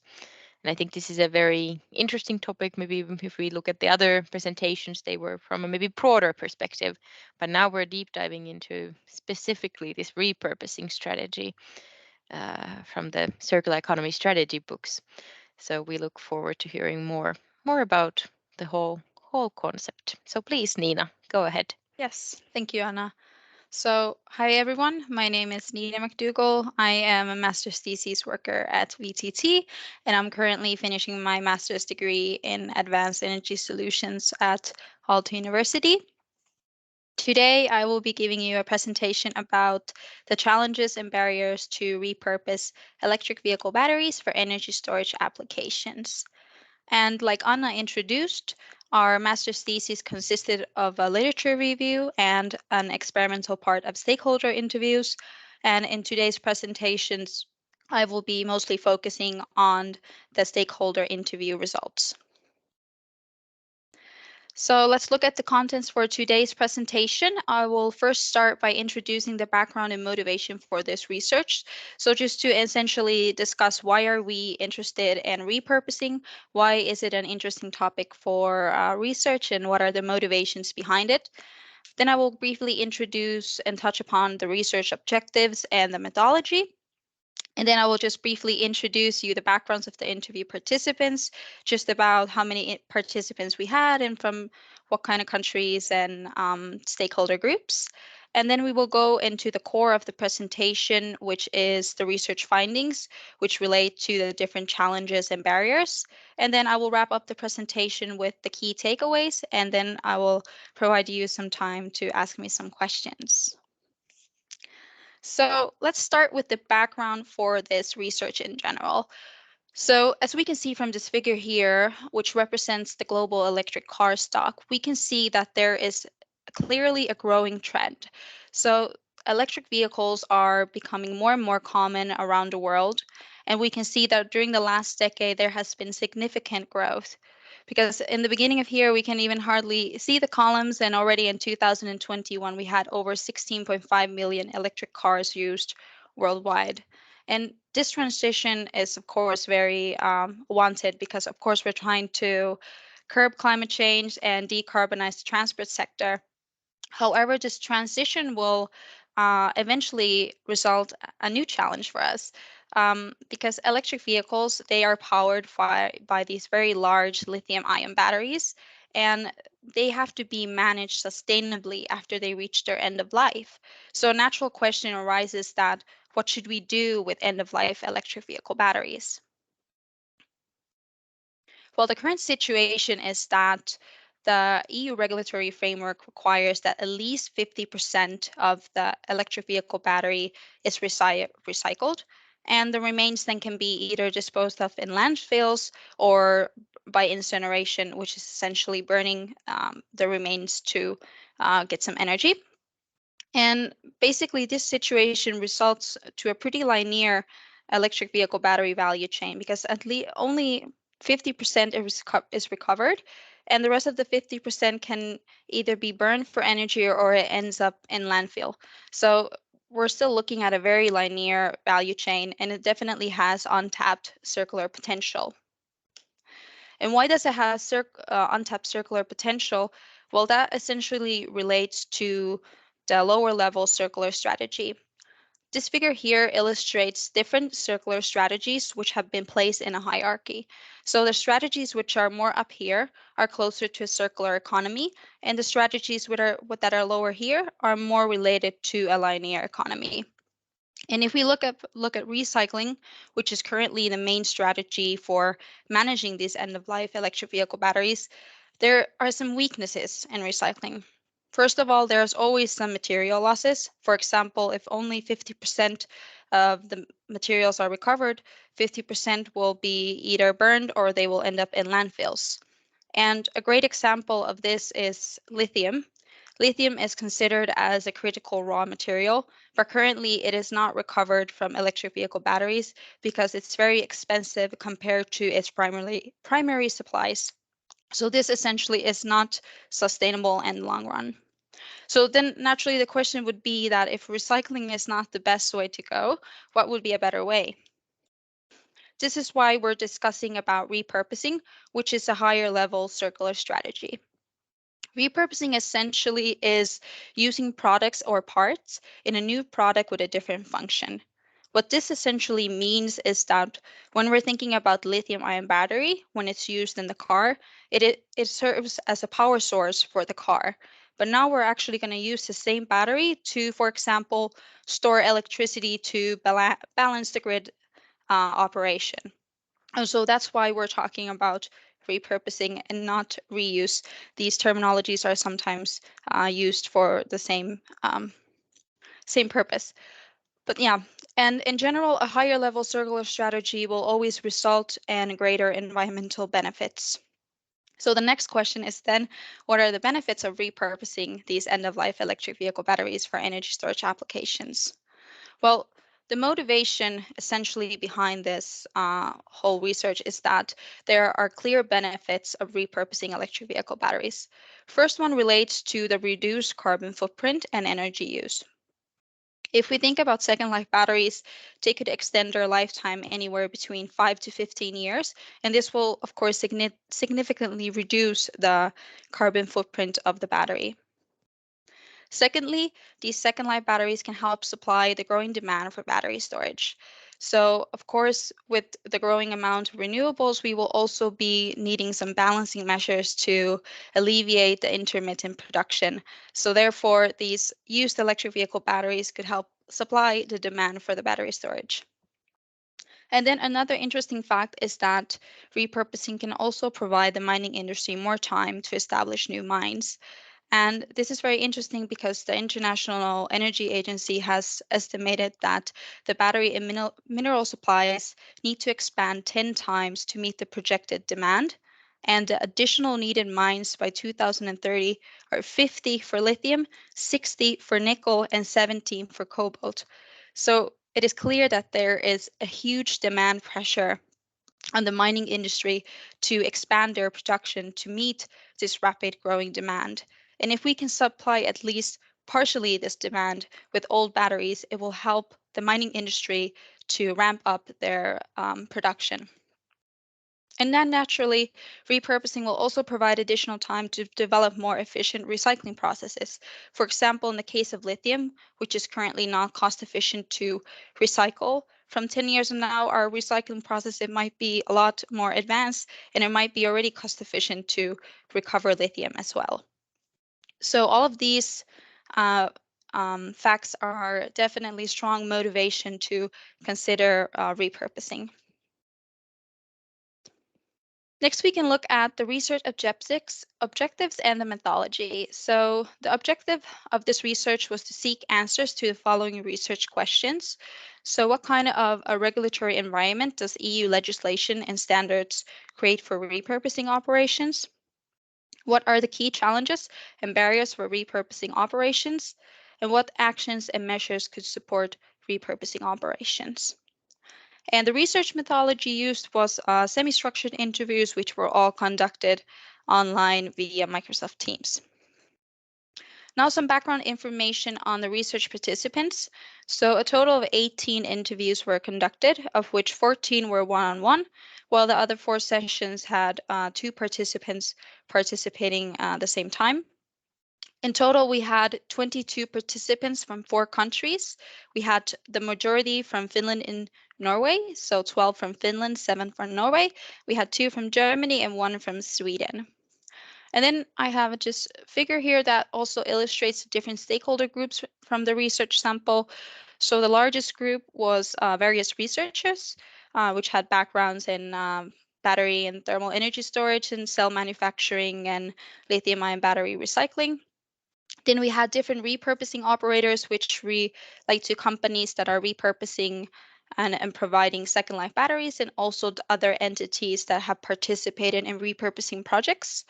And then we have end users, which relate to the uh, consumers that are considering to participate in second life batteries or purchasing them. And then we also had some other stakeholder groups such as cluster management, supply chain service, government, and battery assembly for machines. Now we can move on to the core of this presentation, that are the research findings. And keep in mind that we are only focusing on the challenges and barriers. There were also a lot of opportunities and strengths discussed during the interview, but today the focus is on the challenges and barriers. So the first challenge relates to the uncertain economic viability of second life batteries. Among the interview participants, there was a strong consensus that the sales price is the decisive factor when choosing a battery. And this is just as an example. Let's say if both batteries, a new battery and a second life battery, would be 100 euros per kilowatt hour, all of the participants, or the majority of the participants, would choose the new battery. However, there were some exceptions um, with some climate goals, and if the price difference is small, then some participants could also consider second life batteries, even if they were a bit more expensive. However, some participants also further consider that second life batteries need to have a clear cost advantage, for example, 25 or 50% cheaper than new batteries.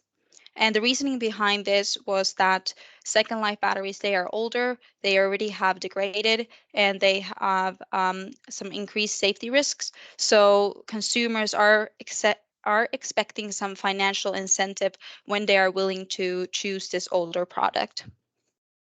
And then when the participants were asked that, are second life batteries currently economically competitive with new batteries, we could see that there is a lot of uncertainty in these answers. Over 50% of the answers were uncertain, and still we can see that almost a quarter of the answers is no. So this implies that there is still uncertainty around the economic viability of second life batteries, and it can also be very case dependent. With repurposing, you can repurpose on a pack level, a module level, or a cell level. So it can be very case dependent at which repurposing might be cost competitive and which still might be more expensive. And the proposed solutions to ensure the financial viability of second life batteries included, for example, removing the tax rebates, incentives, and paying for carbon footprint. The next challenge relates to the low availability of electric vehicle batteries. So this is essentially currently one of the biggest challenges for repurposing. For example, quoted by one of the participants, our biggest problem is having enough batteries to complete our projects. And this can actually be explained by the novelty of electric vehicles, which have only become more common in recent years, and also that these electric vehicle batteries, they last for a very long time, maybe from 10 to 15 years. So if we think about 10 to 15 years back, this was the volume of electric vehicles, cars at that time. So it's very understandable that we are currently not experiencing these large volumes of end of life electric vehicle batteries at the moment. But the participants, of course, expected that these volumes will increase in the future. And this data also suggests that there will be an increase in the battery availability. However, another issue that was maybe a bit more alarming was that the low availability could also be because the car manufacturers want their batteries back. And this could essentially be a challenge that even if the volumes increase, that there are more and more end of life batteries, it could be that they do not become available for repurposing operators. So this essentially is a challenge. And as quoted by one of the participants, car manufacturers are not excited that old batteries are in circulation. If accidents happen, it could negatively affect their brand image. Then the third challenge relates to the lack of information. So historical battery information exists, but it's not easily available. And this is because car manufacturers don't often want to provide it. So there's always some information gap when the battery is coming to the repurposing operator. And a common practice is that repurposing operators aim to access the battery management system, which includes relevant information of the electric vehicle battery. However, accessing this battery management system, it is challenging because there is no common interface. For example, here a participant said that there's no standard connection interface for batteries, so each battery model needs a specifically designed plug. And without this historical battery information, many assessment procedures in the repurposing process, they become more challenging. And and also because of the lack of information, there might be a need to do additional measures and testing and other performance evaluations to acquire this missing information. And all the extra effort that needs to be done due to the lack of information will increase the workload, which will then directly affect the sales price of the second life batteries. The proposed solutions for the lack of information included the battery passport and access to the battery management system data, both of which that are introduced by the new EU battery regulation. Also, there was a proposal of a blockchain tracking tool with different access levels, and also just paying the car manufacturer to provide the data. The next challenge relates to the electric vehicle battery designs. So most technical challenges in repurposing stem from these electric vehicle batteries that are not designed for a second life. And the technical challenges typically relate to the mismatch of the mechanical shape, battery chemistries, voltage, and C rates. However, it is very important to note that these mismatches, they are manageable. The issue is more related to the additional cost to solve these mismatches, which will again directly affect the sales price of the second life batteries. Another issue about the battery designs is that they're so different. And because they're so variable and different, it is very difficult to automate the repurposing process. And essentially, this means that repurposing is often done manually. So the second life batteries, which have been repurposed manually, are facing a price competition with new batteries, which have been manufactured automatically. In this figure here, shows 3 different electric vehicle batteries from different manufacturers, and this really well illustrates why it is so difficult um, to automate the process, because you can see that the packs, they are different in size, in weight, in voltage, so it's very difficult to invest into a process that could handle all of these batteries at the same time. And also, it's not just the differences between the manufacturers. There's even differences within a manufacturer. So, for example, the Tesla models, there might be bigger batteries in certain car models, and there might be smaller batteries in certain car models. So that again is a challenge. And the final thing related to these battery designs is that there are new types of electric vehicle battery designs that could actually even prevent repurposing.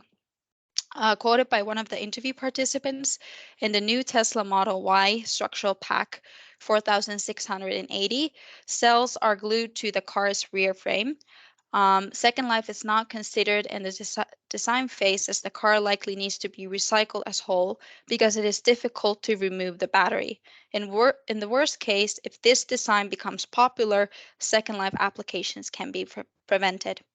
So essentially what this finding implies is that it could be at some point impossible to remove the battery from the car, especially with this kind of a design. And this is, of course, very alarming because the previous 2 issues, they are manageable with just additional costs. But if it's physically not possible to remove a battery from the car, then it's essentially impossible to repurpose. Some of the solutions which were proposed is that, first of all, these battery manufacturers should consider the second life in the design phase. Legislation should encourage these electric vehicle battery designs to be reusable, and the EU should promote the standardization of electric vehicle designs. The next challenge relates to the safety concerns. So the safety aspects were considered as one of the main focus areas for repurposing because the risk of safety endangering phenomena increases when the electric vehicle batteries have experienced degradation. And the reason why this is so important is because um, accidents could ruin the reputation of the second life batteries. As quoted by one of the participants, safety issues are the biggest problems of all. Reputation of second life batteries could suffer, which could ruin the business opportunity and lead to the direct recycling of end of life electric vehicle batteries. So, essentially, safety is a very important aspect when discussing second life batteries. However, there was a few exceptions that some participants considered that the safety of second life batteries is on par with new batteries when adequate measures are in place. However, various solutions were proposed to ensure the safety of second life batteries. These included, for example, sensors, control and management systems, extinguishing systems, local control for internet outages, self-healing methods, and cloud service monitoring. In addition to the safety risks, the main concern of consumers is the risk of fire. So typically when consumers are talked about with second life batteries, there's always a concern about fire safety, and the risk of fire. And as quoted by one of the interview participants, accidents have occurred even with new batteries. How will the safety of second life batteries be ensured? And that is definitely a very valid question because, for example, here, most recently, there was a Tesla car battery which catched fire on the freeway. Fortunately, there were no injuries, but this is just an example that there are risks even with new batteries, even though the risk is small. For example, Tesla CEO reported that only 0.01% of Teslas have ever caught fire. The risk is small, but it is always there. And with second life batteries, which have already experienced harsh conditions and possible mechanical forces and all kinds of harsh conditions, um, these these safety risks, they just naturally increase, and they are very important to always keep in mind. Some of the possible solutions to address the concerns of the consumers were, first of all, to place the second life batteries either outside in a separate room or in a fireproof room. Also discussing safety matters with the consumers in the way that addressing that there are adequate safety measures in place and that safety is constantly monitored. And then also it was discussed that leasing a second life battery could be less of a concern than buying a second life battery.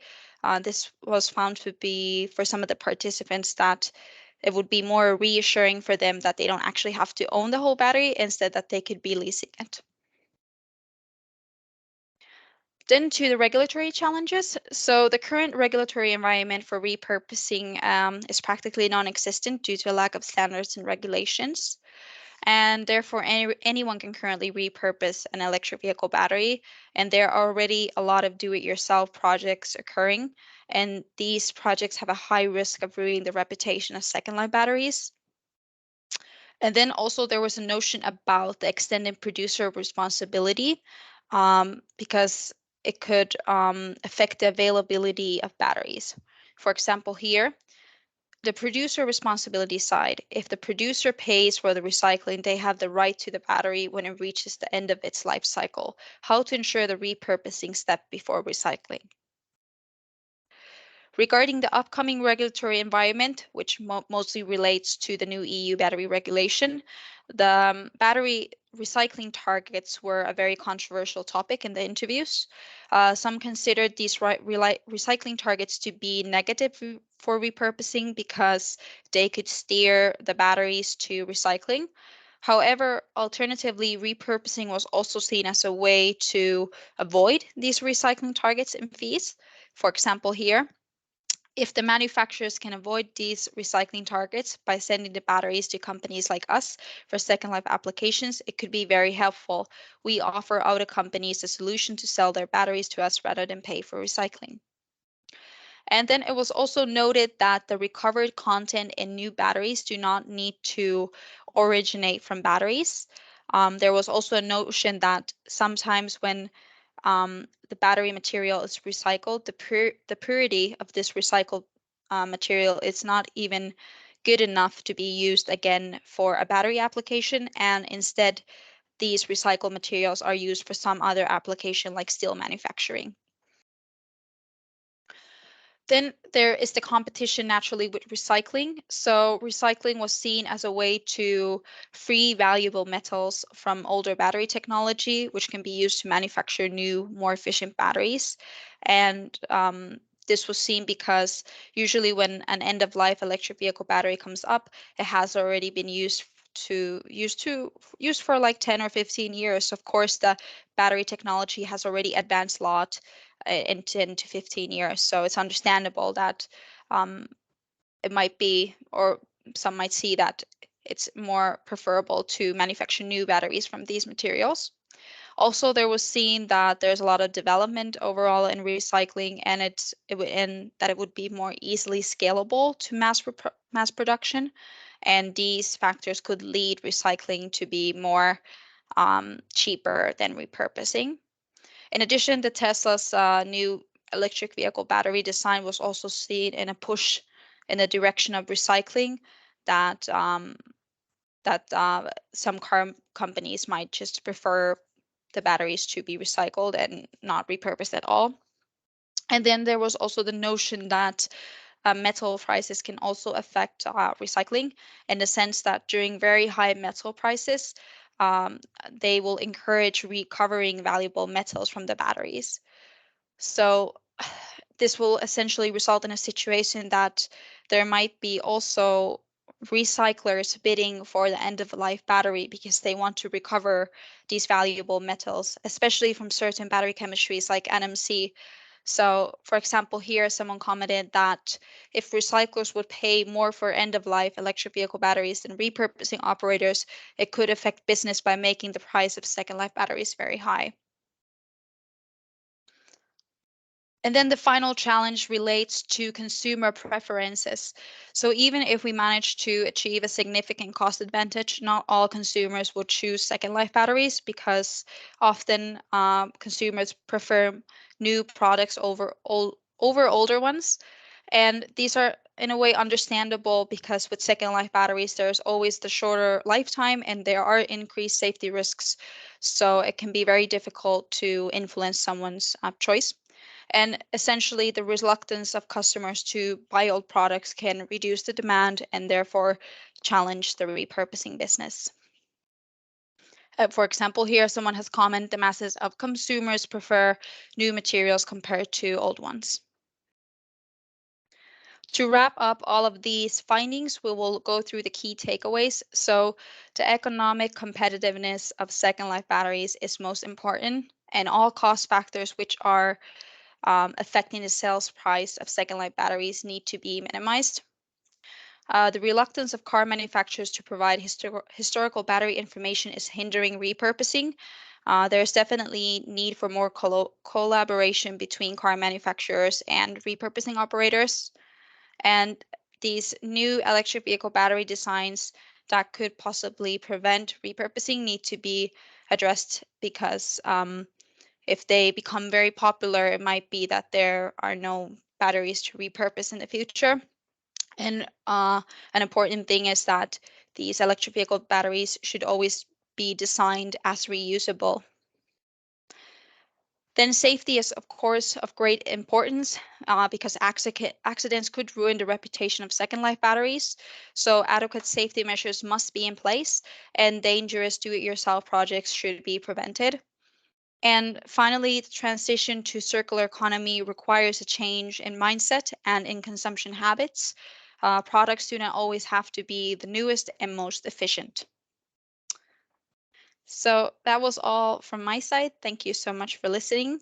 Now you can ask me some questions and you can also leave some feedback by scanning the QR code, and I will also just put the link in the chat. So if you prefer to use that.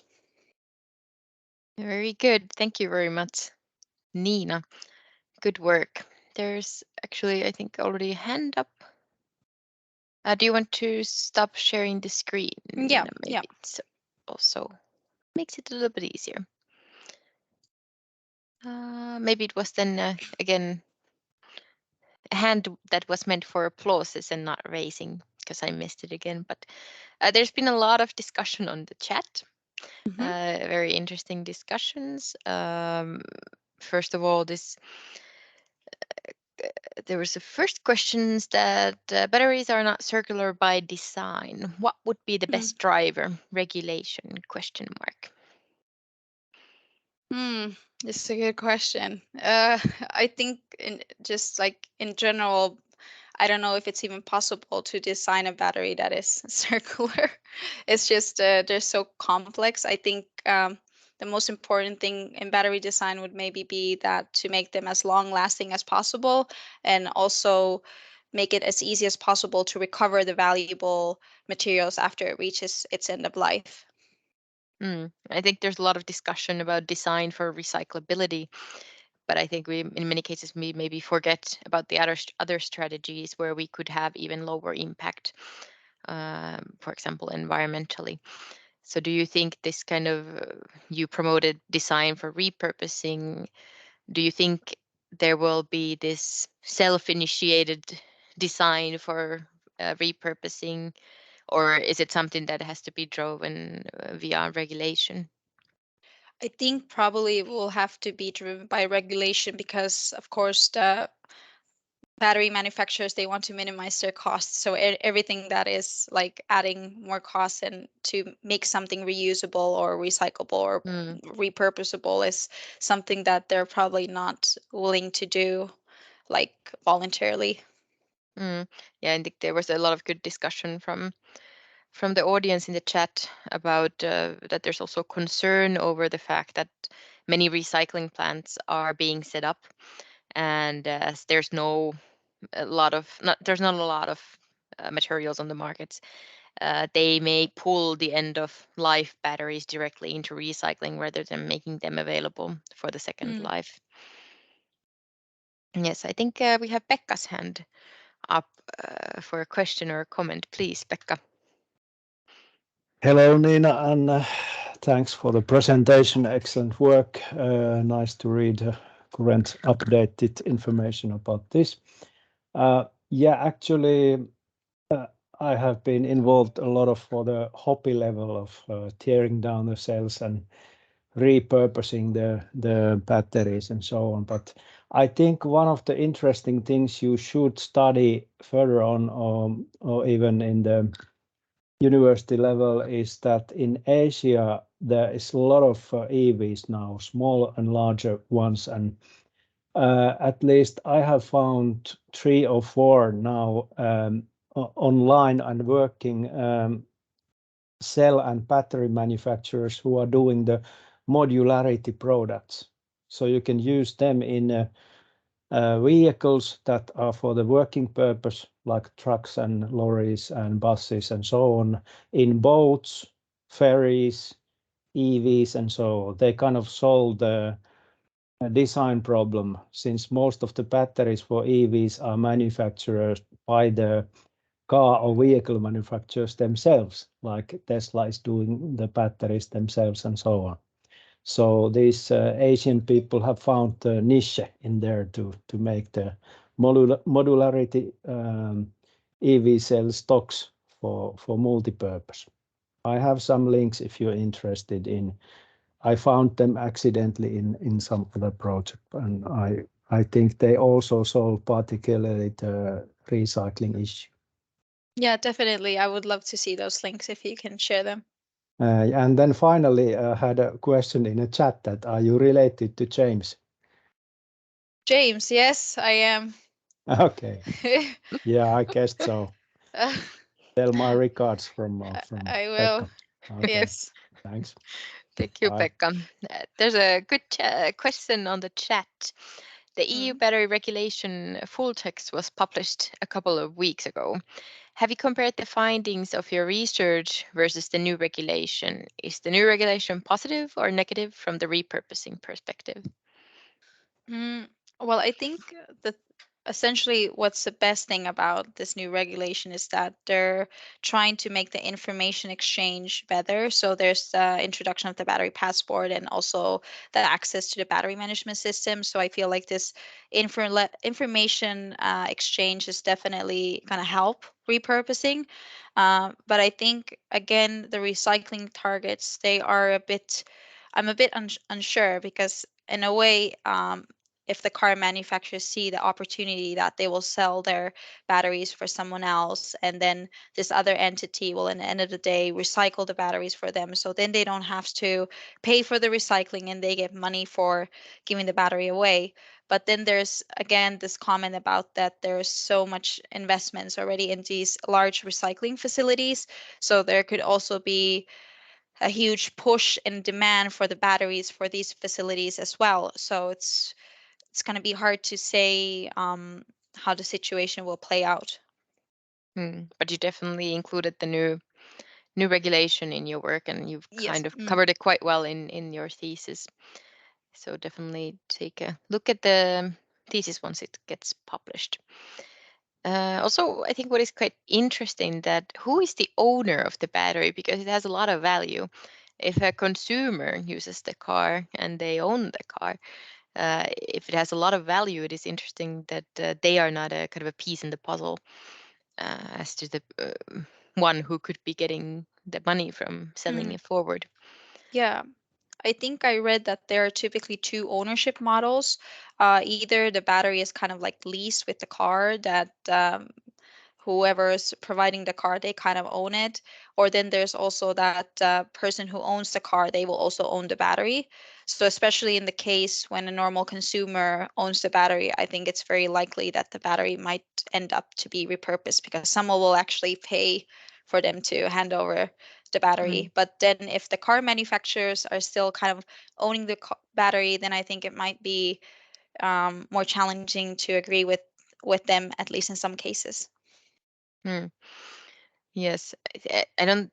We my family we own a electric car also, but I don't actually know. I would assume that we own the battery, but how common is it to have these ownerships where the ownership of the battery is not at the one who owns the actual car? I'm currently unsure about the ratio, Mm, like, so for that, I mm, don't have an answer. mm. But it could be also interesting if the ownership remains at the car manufacturer, for example. How much would it bring the cost down for electric vehicles, and would it again accelerate the transition to buying more or getting more electric cars rather than gasoline fossil based ones? Mhm. Very interesting. You mentioned that the car manufacturers they reclaim the batteries in some cases. What do you know what they are doing with the batteries? Are they repurposing it themselves that back into the cars, or what is kind of the strategy with this? Yeah, I think it could be just that they might be worried about the reputation if their Mm, battery ends up in an accident with a Second Life battery project, or then it could also be that they have their own processes or they have an agreement with someone to repurpose the batteries or recycle the batteries. It could be that they just have their own interests and that they probably mm, also see the value that this battery has, so they want to keep it and figure out something themselves. Yeah, I think the main kind of factor why a battery is not feasible anymore for a car is that the range drops so much that the capacity is not there anymore. So maybe putting it back into different cars by the car manufacturer might be challenging, but maybe they see the monetary value in it. In then, yeah, Mm. very interesting. I know Frida, you are online and you're a top researcher in the area. Do you have some questions or comments that you would like to still take?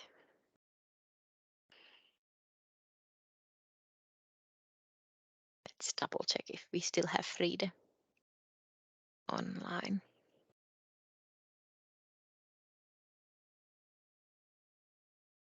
So I think it might be possible that Frida had to leave, but if you happen to be online and want to say something, go ahead.